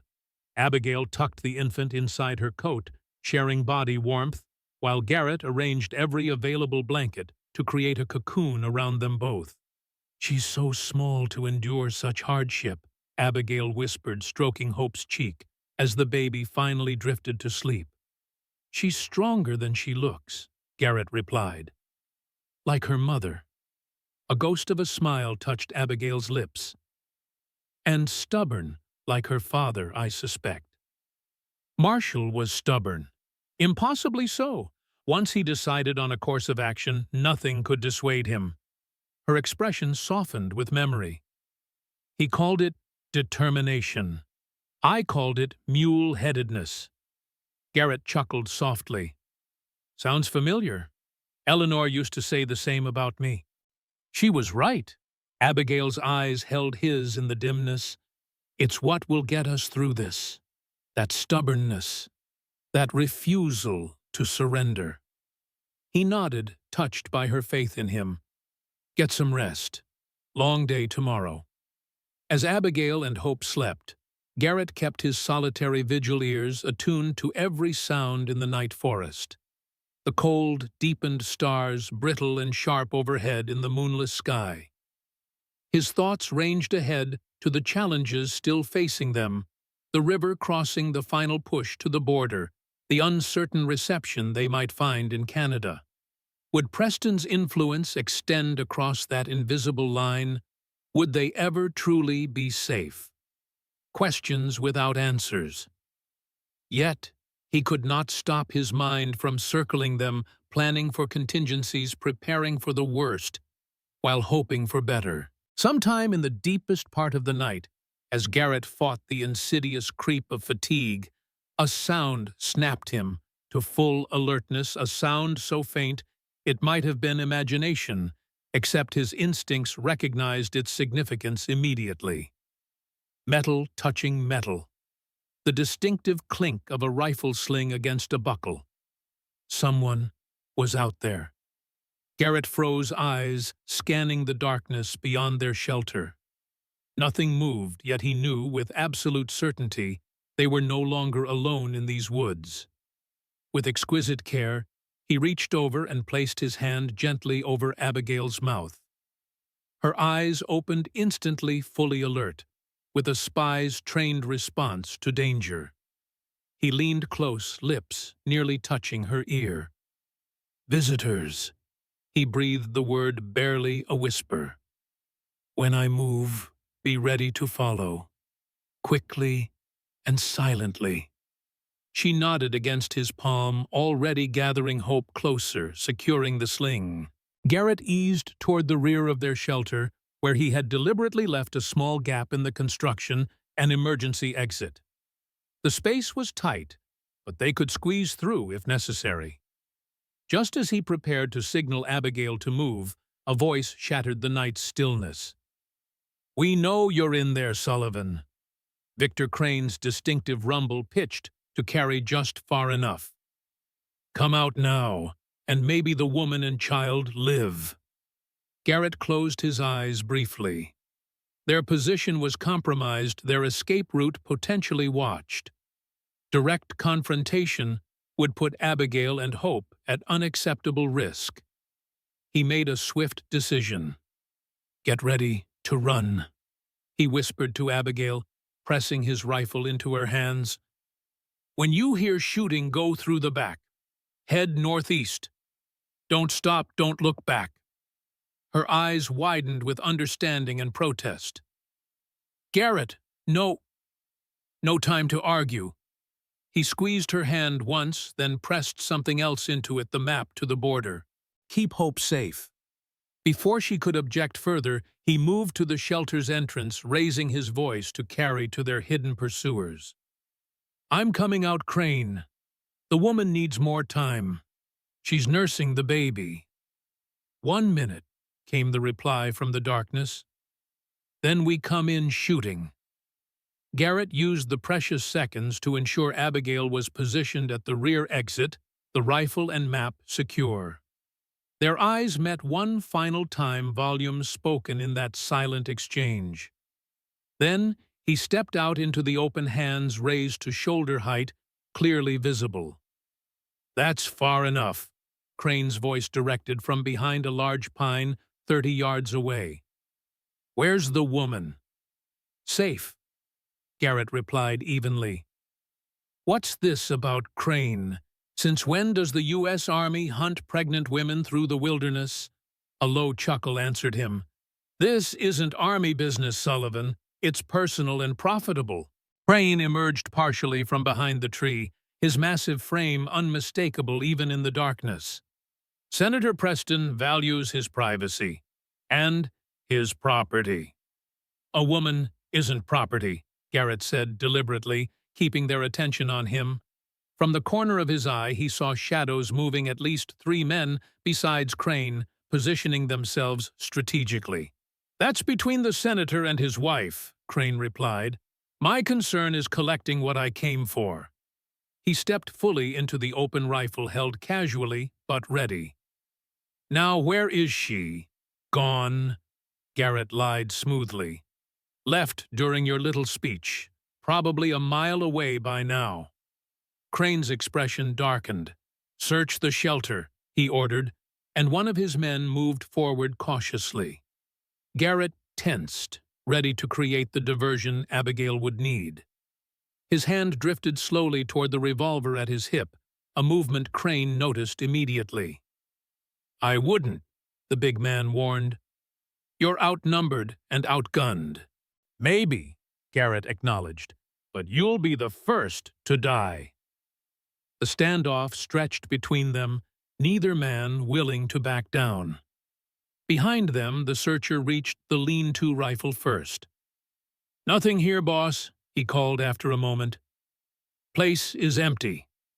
Relief flooded through Garrett, though he kept his expression neutral. Abigail had escaped during their exchange exactly as he'd hoped. Crane's eyes narrowed suspiciously. "Spread out," he ordered his men. "Find their trail. She can't have gone far with an infant in this cold." "You're wasting your time," Garrett said, carefully positioning himself between the searchers and the direction he hoped Abigail had taken. "She knows these mountains better than you do." "And you?" Crane took a step closer. "What's your stake in this, Sullivan? Why risk your life for Preston's runaway wife?" "Some things matter more than risk," Garrett replied simply. Something like recognition flickered in Crane's eyes. "The doctor with principles. I remember you now. Gettysburg. You treated enemies alongside your own men." His lip curled slightly. "Got court-martialed for it, as I recall." "And I'd do it again," Garrett said evenly. "Admirable," Crane allowed. "Foolish, but admirable." He gestured with his rifle. "Unfortunately, my orders concerning you are quite specific." Garrett understood his meaning perfectly. He would not leave these woods alive. His only purpose now was to buy Abigail as much time as possible, time to put distance between herself and these killers. "Your men won't find her," he said, keeping Crane engaged. "The senator's secrets will still come to light." "Secrets?" Crane's interest sharpened visibly. "What exactly do you think you know?" "Enough." Garrett let the word hang between them. Enough to understand why Preston can't afford witnesses. Why he's willing to kill a mother and newborn to protect himself. Crane studied him thoughtfully. "The blue circle," he said finally. "That's what this is about. Marshall's evidence." Garrett kept his expression carefully neutral, though inwardly he was surprised by Crane's knowledge. The tracker was more deeply involved than they had realized. "You seem well informed for a simple bounty hunter," he observed. A cold smile touched Crane's face. "I've worked for the senator and his associates for many years. Their interests are varied and profitable for those who serve them well, including murder, including whatever is necessary to protect what they've built." Crane's tone was matter-of-fact, without remorse or hesitation. "Politics and power require sacrifices. And you're just the man to make those sacrifices," Garrett said, unable to keep the disgust from his voice. "With other people's lives." "Everyone serves something, Sullivan," Crane shrugged. "I simply chose the winning side." He glanced over his shoulder as one of his men approached. "Well, trail heads northeast," the man reported. "Fresh, woman moving fast, but leaving clear tracks." Crane nodded, satisfied. "Good. Take Jennings and follow. Carson and I will join you after we finish here." He turned back to Garrett, raising his rifle. "Any last words, Doctor?" Garrett tensed, preparing for his final move. If he was going to die, he would do so fighting, and perhaps take Crane with him. His hand inched closer to his revolver. "Actually," a new voice cut through the tension, "I have something to say." All heads turned toward the unexpected interruption. A figure emerged from the trees to their right, a small woman bundled against the cold, a rifle held competently in gloved hands. Martha Wilson. "Mrs. Wilson," Crane said, surprise evident in his tone. "This is an unexpected pleasure, and extremely unwise." "Wisdom's overrated at my age," Martha replied calmly, her rifle unwavering. "Drop your weapons, gentlemen. All of you." One of Crane's men laughed. "You're outnumbered, old woman." "Am I?" Martha's eyes gleamed with satisfaction. "Jacob, Daniel, show yourselves." From the surrounding forest, multiple figures appeared, weather-beaten men in hunting clothes, rifles and shotguns trained on Crane and his team. Garrett counted 7 in all, each positioned with clear fields of fire. "Summit Falls hunting party," Martha explained, "out tracking that 12-point buck everyone's been talking about." Her smile was razor-sharp. "Imagine our surprise when we found human predators instead." Crane's expression darkened as he assessed the new threat. His men were now clearly outnumbered, their tactical advantage lost. "This is official government business," he tried. "Interference will be severely punished." "Is that so?" Martha stepped closer, unintimidated. "Strange. Judge Holloway seemed quite shocked when I showed him the telegraph from Washington denying any official involvement in your activities here." She tilted her head. "Almost as shocked as when he read the evidence of Preston's wartime profiteering I've been collecting these past 5 years." Garrett stared at Martha in disbelief. The shopkeeper had hidden depths he had never suspected. "You're bluffing," Crane said, though uncertainty had crept into his voice. "Try me." Martha's aim never wavered. "The senator's influence is already crumbling. This morning's Denver newspapers are quite interested in his unexplained absence from Washington and the unusual number of armed men in his employ." For the first time, Crane looked genuinely concerned. "My men have already found the woman's trail. They'll have her before nightfall." "I think not." Another familiar voice joined the conversation. From behind, Martha stepped a tall, lean man in a marshal's coat badge, glinting in what little light filtered through the trees. His weathered face was stern as he surveyed the scene. "Victor Crane," he announced formally, "you and your men are under arrest for multiple violations of federal law, including conspiracy to commit murder, kidnapping, and interference with a federal witness." "Federal Marshal," Martha explained unnecessarily, satisfaction evident in her tone. "Turns out I'm not the only one who's been watching Preston and his friends these past years." Crane's expression shifted rapidly between disbelief and calculation. His eyes darted to his men, to the surrounding hunters, measuring odds that were increasingly unfavorable. "Your men pursuing Mrs. Harmon have already been intercepted," the marshal continued. "I suggest you surrender peacefully. Unlike you, I prefer to take my prisoners alive." For a tense moment, Garrett thought Crane might still choose violence. The big man's finger hovered near his rifle's trigger, his jaw clenched in frustrated rage. Then, with deliberate slowness, he lowered his weapon. "This isn't over," he said quietly, eyes locked on Garrett. "Preston has resources you can't imagine." "Perhaps," the marshal acknowledged, stepping forward to relieve Crane of his rifle. "But for now, his resources are rapidly diminishing. As we speak, federal agents are executing search warrants at his offices in Washington and Denver." As the hunters moved in to disarm and secure Crane's men, Martha approached Garrett, concern replacing her earlier bravado. "Are you hurt?" "I'm fine," he assured her. "But Abigail is safe," Martha said quickly. "My nephew Joseph found her about a mile northeast of here. He's bringing her back now." Relief flooded through Garrett so profound it nearly buckled his knees. "The baby?" "Both well, according to Joseph's signal." Martha patted his arm, "though I imagine they're quite cold and frightened." "How did you find us?" Garrett asked, still struggling to comprehend this unexpected rescue. Martha's eyes twinkled. "You think you're the only one who can read tracks? I've been living in these mountains for 40 years, young man." Her expression sobered.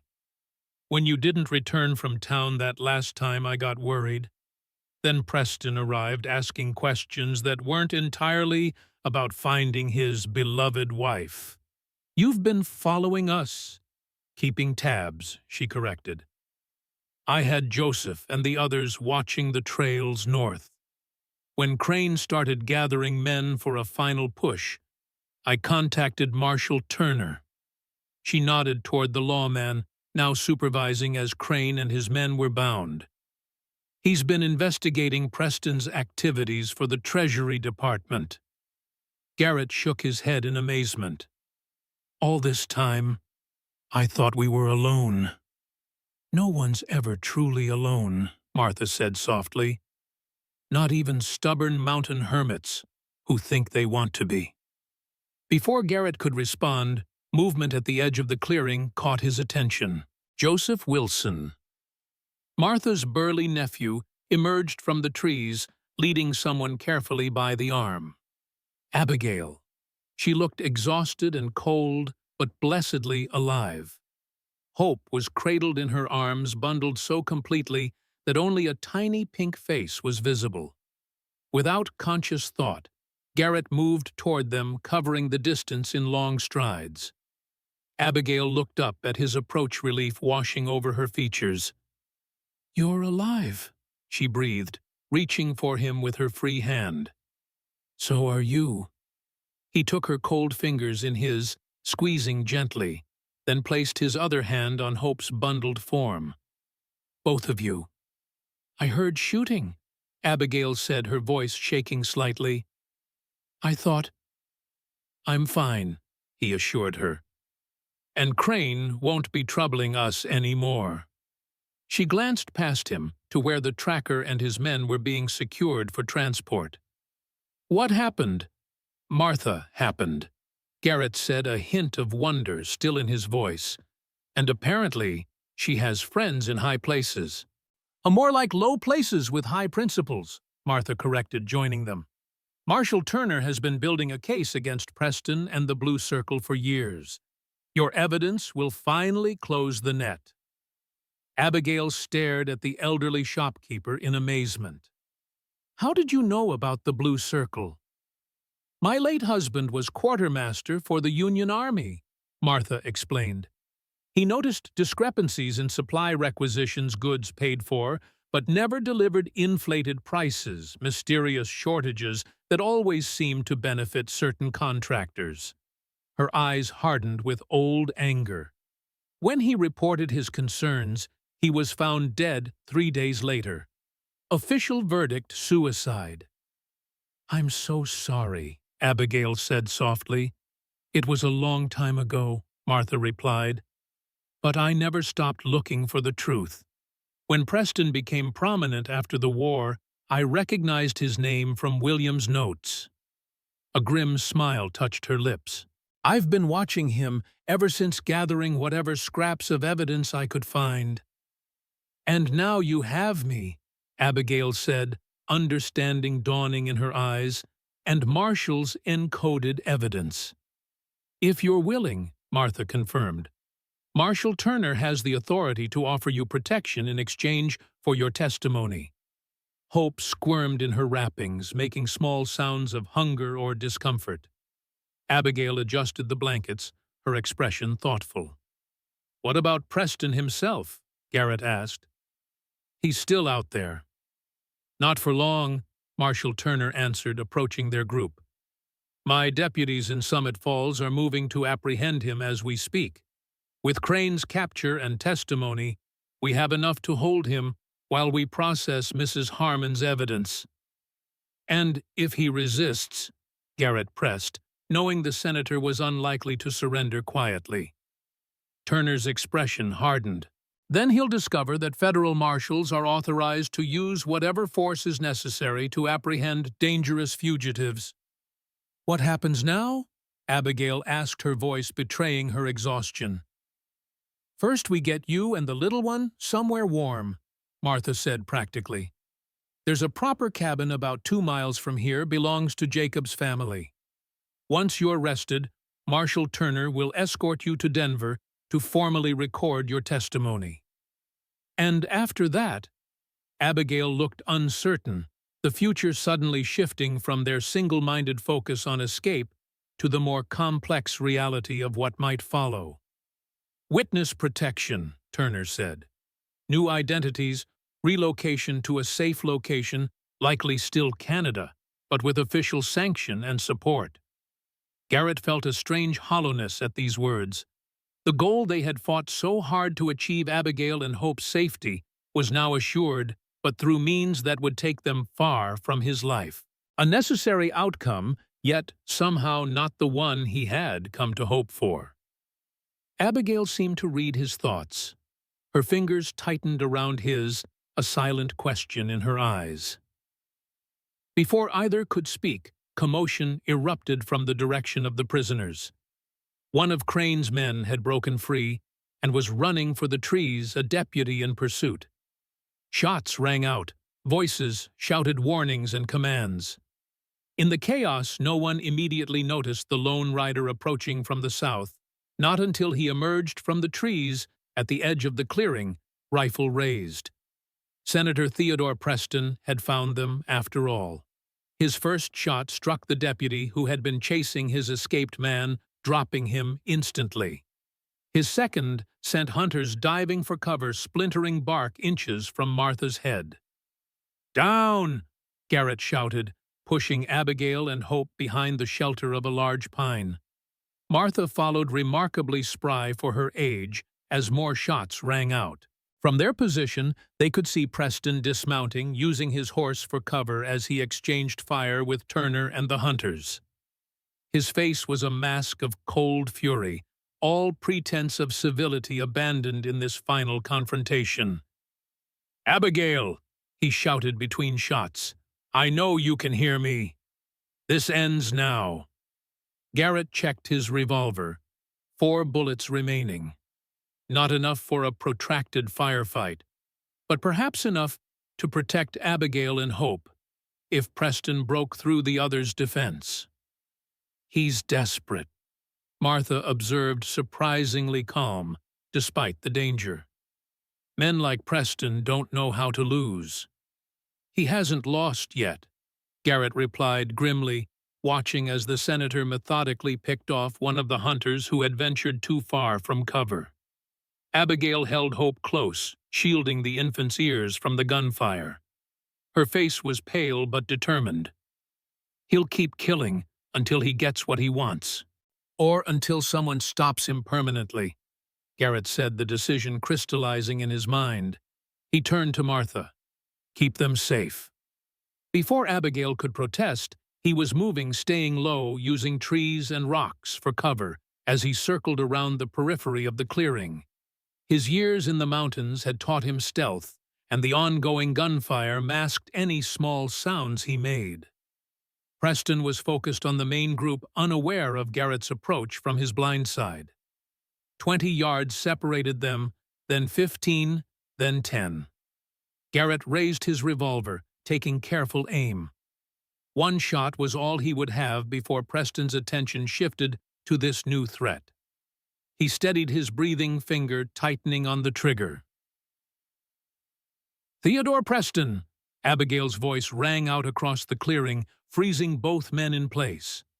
She had stepped into the open, Hope clutched to her chest. "Enough!" "Abigail, get back!" Garrett shouted, but she ignored him, walking steadily toward her husband. Preston swung his rifle toward her, then hesitated, unwilling to shoot the one person who held the information he needed. "Smart decision," he called. "Come here now, and perhaps some of your friends will survive this day."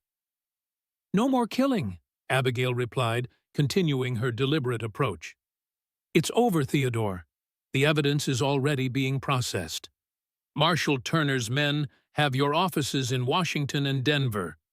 Crane will testify against you to save himself." "Les," Preston spat, though uncertainty flickered in his eyes. "Nothing can be proven without Marshall's cipher, which only you possess." "That's true," Abigail acknowledged, stopping about 15 yards from him. "And I'm prepared to tell you everything I know." Garrett watched in horrified fascination, unable to intervene without putting Abigail at greater risk. What was she doing? In exchange for what? Preston asked suspiciously. "Safe passage for my daughter and these people." Abigail's voice was steady, her gaze unflinching. "Their lives for the cipher." Preston's eyes narrowed, calculating. "You expect me to believe you'd sacrifice justice for Marshall just to save these strangers?" "Not strangers," Abigail corrected softly. "Family. The family I've chosen." She glanced briefly toward where Garrett remained concealed, then back to Preston. "Something you wouldn't understand." The senator's laugh was harsh, disbelieving. "Family? These backwoods nobodies." His expression hardened.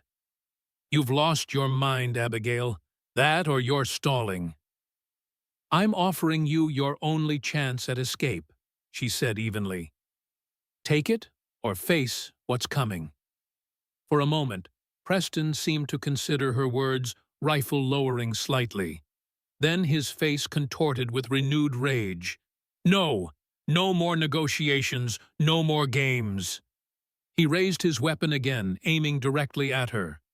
"The cipher, now, or watch your precious family die one by one." To emphasize his point, he swung the rifle toward Martha, who had emerged from behind the pine tree. His finger tightened on the trigger. Garrett acted without conscious thought, stepping into the open. "Preston?" The senator's head whipped around, rifle following his gaze. The moment of distraction was all Marshal Turner needed. His shot rang out from across the clearing, striking Preston squarely in the chest. The senator staggered, shock replacing rage on his features. His rifle discharged harmlessly into the ground as he dropped to his knees, then toppled sideways into the snow. Silence fell across the clearing, broken only by the soft weeping of Hope. disturbed by the sudden gunfire. Garrett rushed to Abigail, gathering her and the infant into his arms, checking frantically for any injury. "What were you thinking?" he demanded, relief making his voice harsher than intended. "He could have killed you both." "I knew he wouldn't shoot me before getting the cipher," Abigail replied, her composure finally cracking as she trembled against him. "And I knew you and Marshall Turner wouldn't let him hurt anyone else." "Faith bordering on foolishness," Martha commented, joining them with surprisingly steady steps for someone who had just faced death. "But effective, I'll grant you that."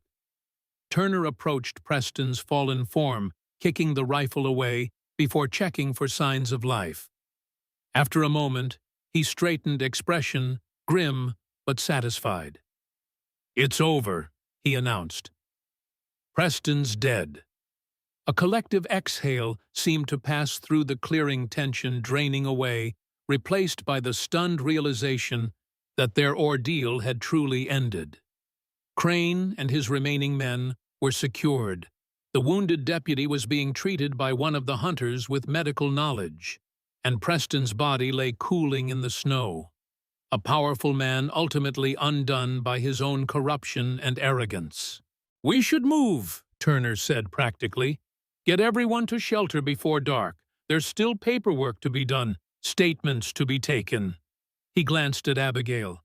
"And a cipher to decode." She nodded, reality settling around her shoulders like a heavy cloak. "Yes, of course."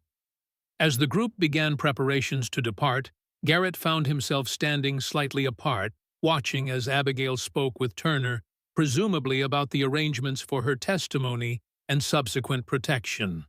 Their paths were diverging, just as he had known they must. The shared journey, the bonds forged in danger and necessity, all would soon become memories, as Abigail and Hope disappeared into the government's witness protection program. It was the right outcome, the safe outcome. Yet, the knowledge brought no comfort. "You look like a man attending his own funeral," Martha observed, appearing beside him with her uncanny knack for reading thoughts. "Just tired," Garrett replied, not meeting her knowing gaze. Martha's hum conveyed complete disbelief. "And I suppose that's why you haven't taken your eyes off her since Preston fell." Garrett said nothing, unable to deny the truth of her observation. "You know," Martha continued conversationally, "witness protection doesn't preclude certain arrangements, particularly for those with unique skills who might contribute to a protected witness's ongoing safety and well-being."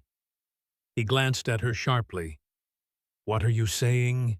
"I'm saying that Marshall Turner owes me several favors dating back to when I first brought Preston's activities to his attention." A sly smile touched her lips. "And I'm quite persuasive when advocating for arrangements that seem mutually beneficial." Hope stirred in the distance, her cries carrying clearly in the still air. Abigail soothed her, swaying gently as she continued her conversation with Turner. The marshal nodded, glancing briefly in Garrett's direction before returning his attention to Abigail. "Think about it," Martha advised, patting his arm. "Some journeys end where they began. Others continue on to destinations we never imagined."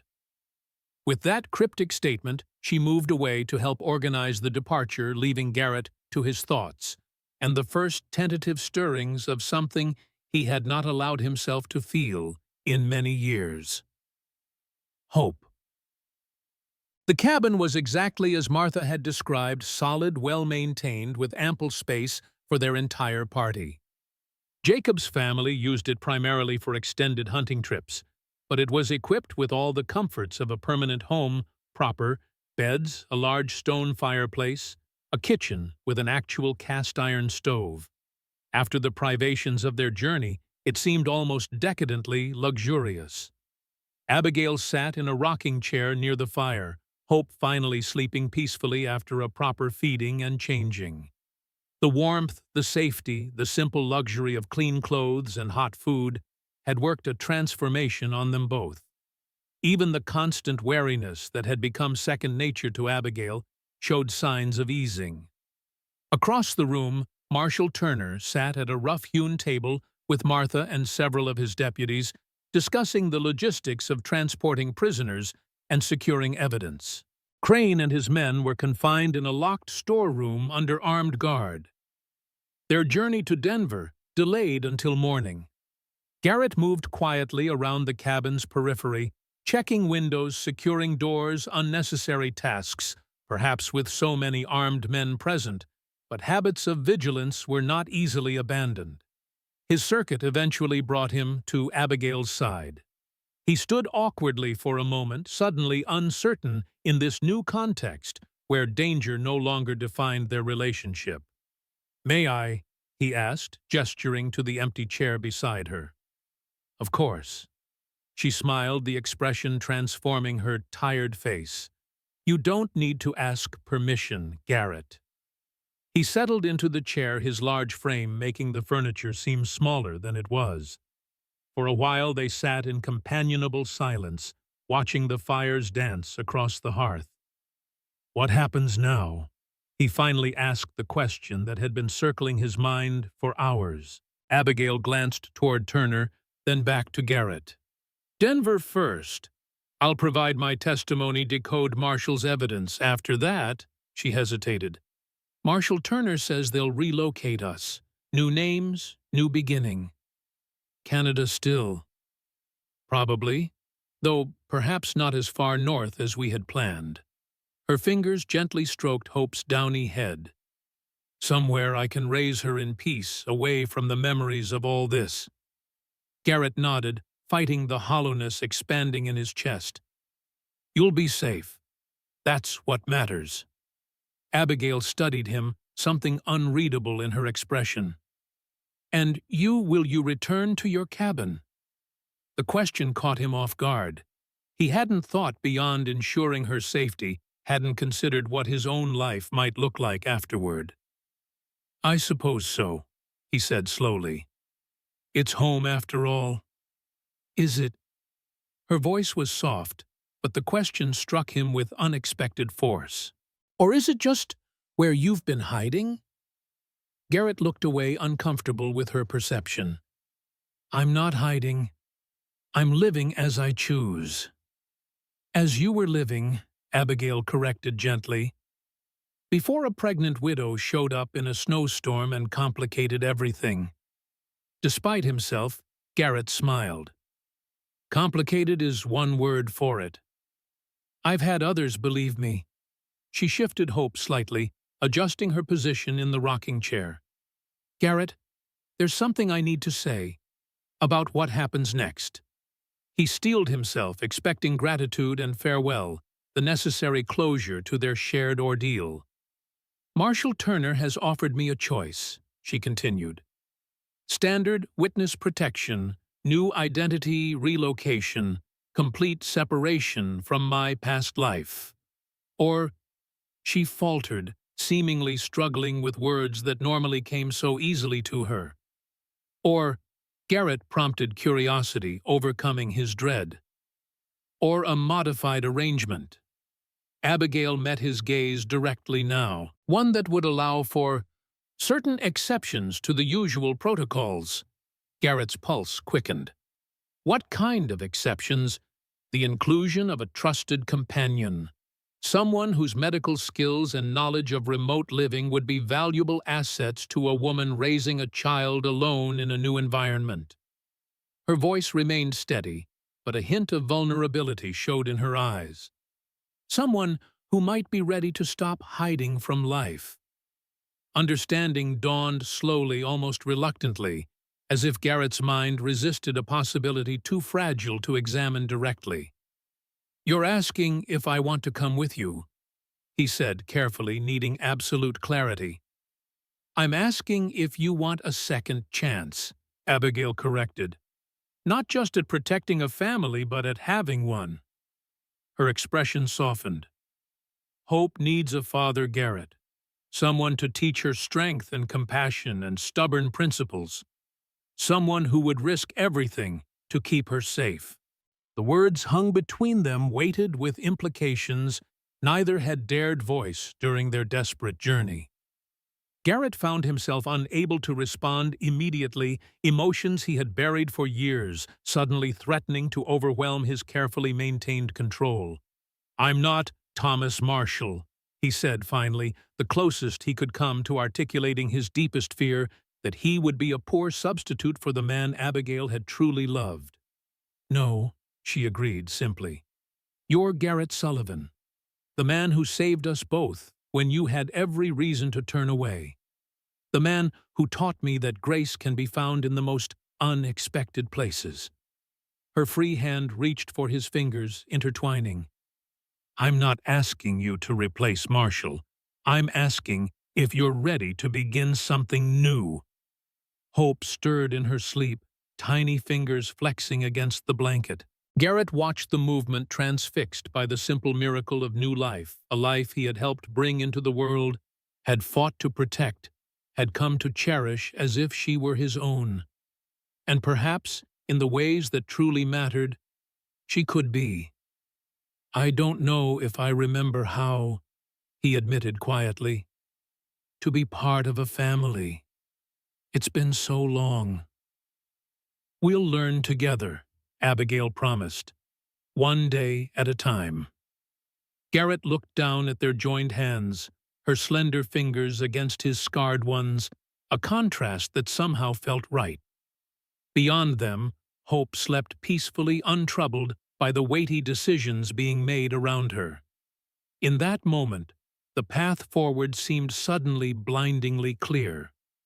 "Yes," he said simply.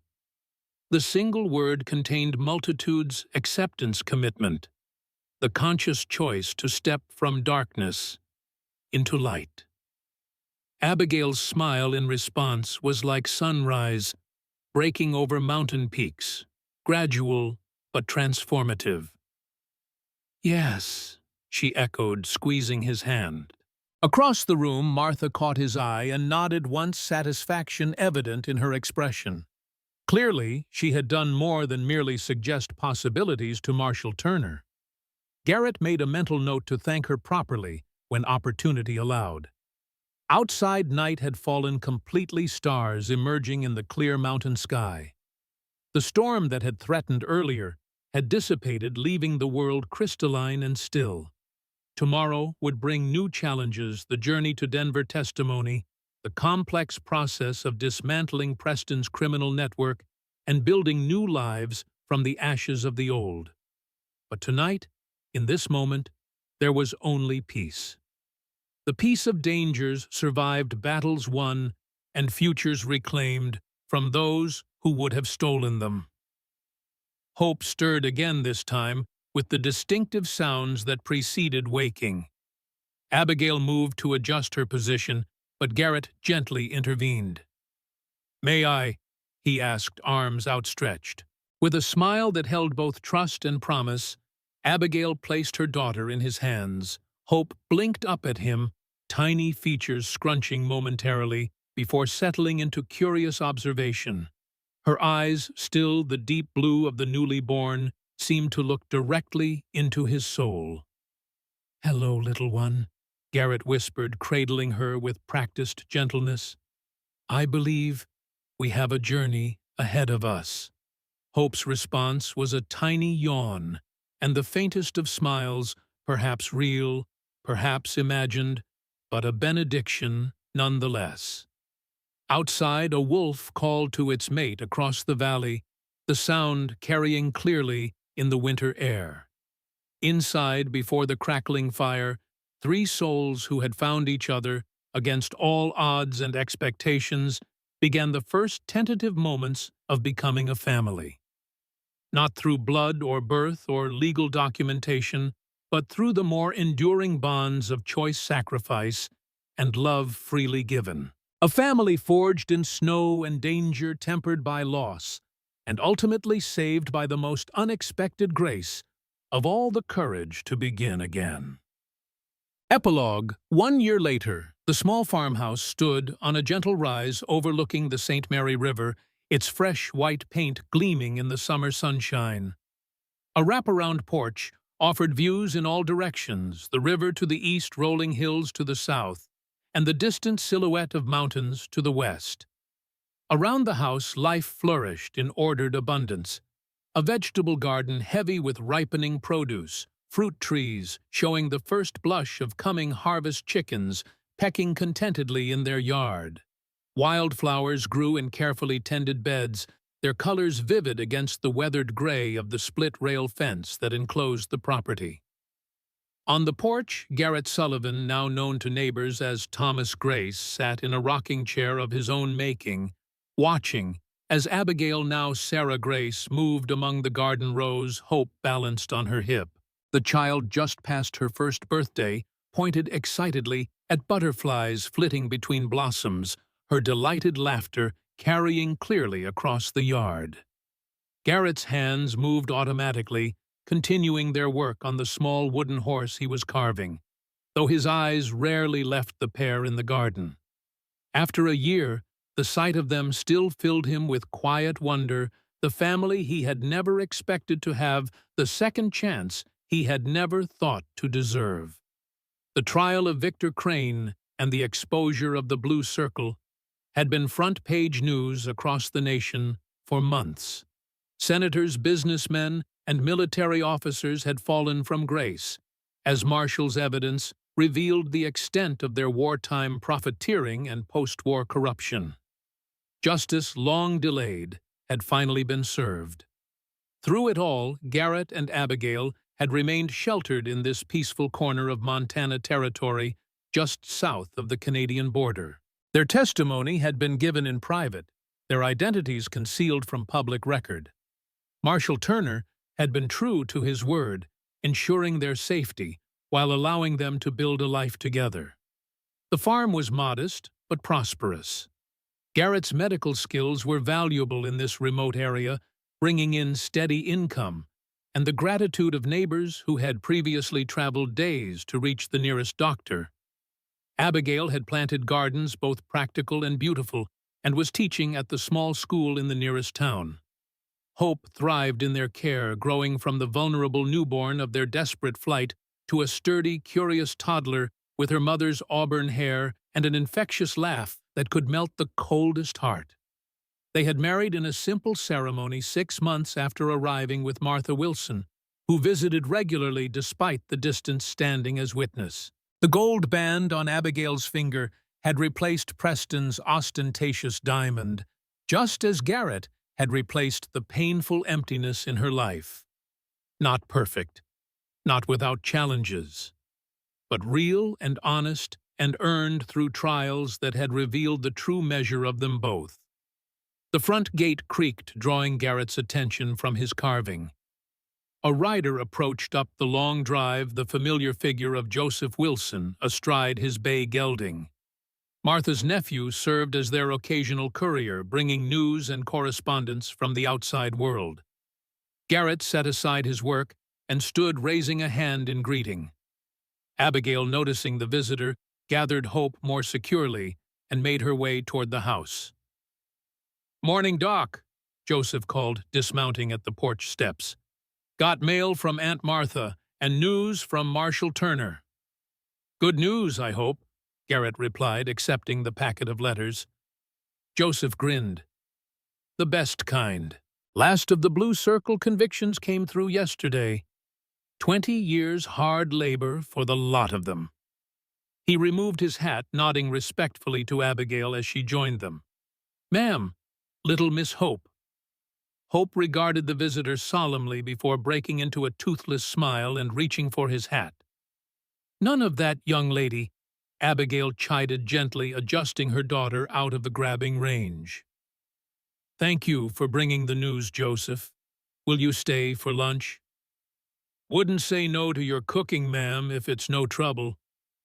As Abigail took Hope inside to prepare the meal, Garrett opened Martha's letter, smiling at the familiar handwriting that filled the pages with news of Summit Falls, the continuing fallout from the Blue Circle revelations, and her own stubborn refusal to retire despite advancing years. The final paragraph caught his attention particularly. I sometimes wonder if Eleanor and Thomas Marshall aren't looking down with approval at how things have turned out. Not the ending any of us expected, perhaps, but the right one nonetheless.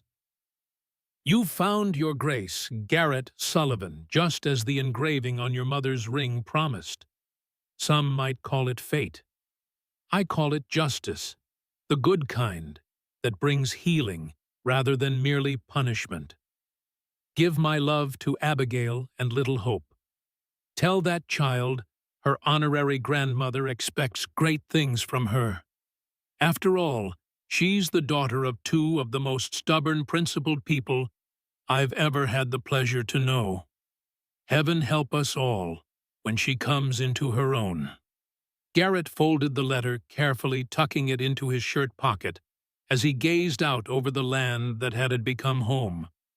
The mountains in the distance reminded him of Colorado, but without the weight of isolation and grief that had defined his existence there. From inside came the sounds of domestic life. Abigail's voice singing a familiar lullaby, Hope's answering babble, the clatter of plates being set for lunch. Simple sounds, ordinary moments, the very things he had once believed forever lost to him. "Garrett," Abigail called from the doorway, "are you coming in?" "Just enjoying the view," he replied, turning toward her with a smile that still felt new, even after a year of rediscovering its shape. She crossed to join him at the porch railing, Hope now contentedly settled on her hip. "Thinking deep thoughts, thinking about mercy," he said honestly. "How it finds us when we least expect it. Sometimes in a snowstorm." Abigail's free hand found his fingers intertwining with practiced ease. "Sometimes in a grumpy mountain doctor who pretends not to care."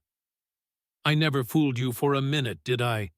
"Not once," she confirmed, eyes bright with the same spark that had captured his attention even when she lay wounded and desperate in his cabin. Hope reached for him, a now familiar demand that never failed to humble him with its simple trust. Garrett took her easily, settling her against his chest, where she immediately began playing with the buttons of his shirt. Together, the three of them stood on the porch of the home they had built both literally and figuratively, watching as summer light played across the land that represented their second chance. Behind them lay memories of snow and danger loss and sacrifice. Before them stretched possibilities limited only by the horizon itself. "We should go in," Abigail said after a time. "Joseph will be wondering where his lunch is." "In a minute," Garrett replied, unwilling to relinquish this perfect moment quite yet. Hope yawned against his shoulder, her morning adventures catching up with her. Soon she would nap, then wake refreshed for new explorations, under the watchful eyes of parents who had traversed darkness to deliver her into light.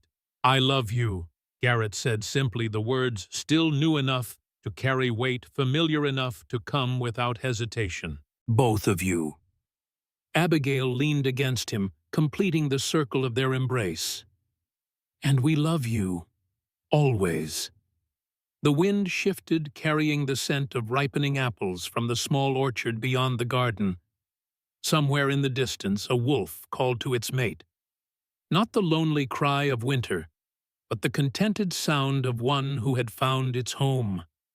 Inside and out in memory and promise, in the heart of a man who had once believed such things forever beyond his reach, mercy abided, as enduring as the mountains, as gentle as falling snow, as unexpected and miraculous as grace itself.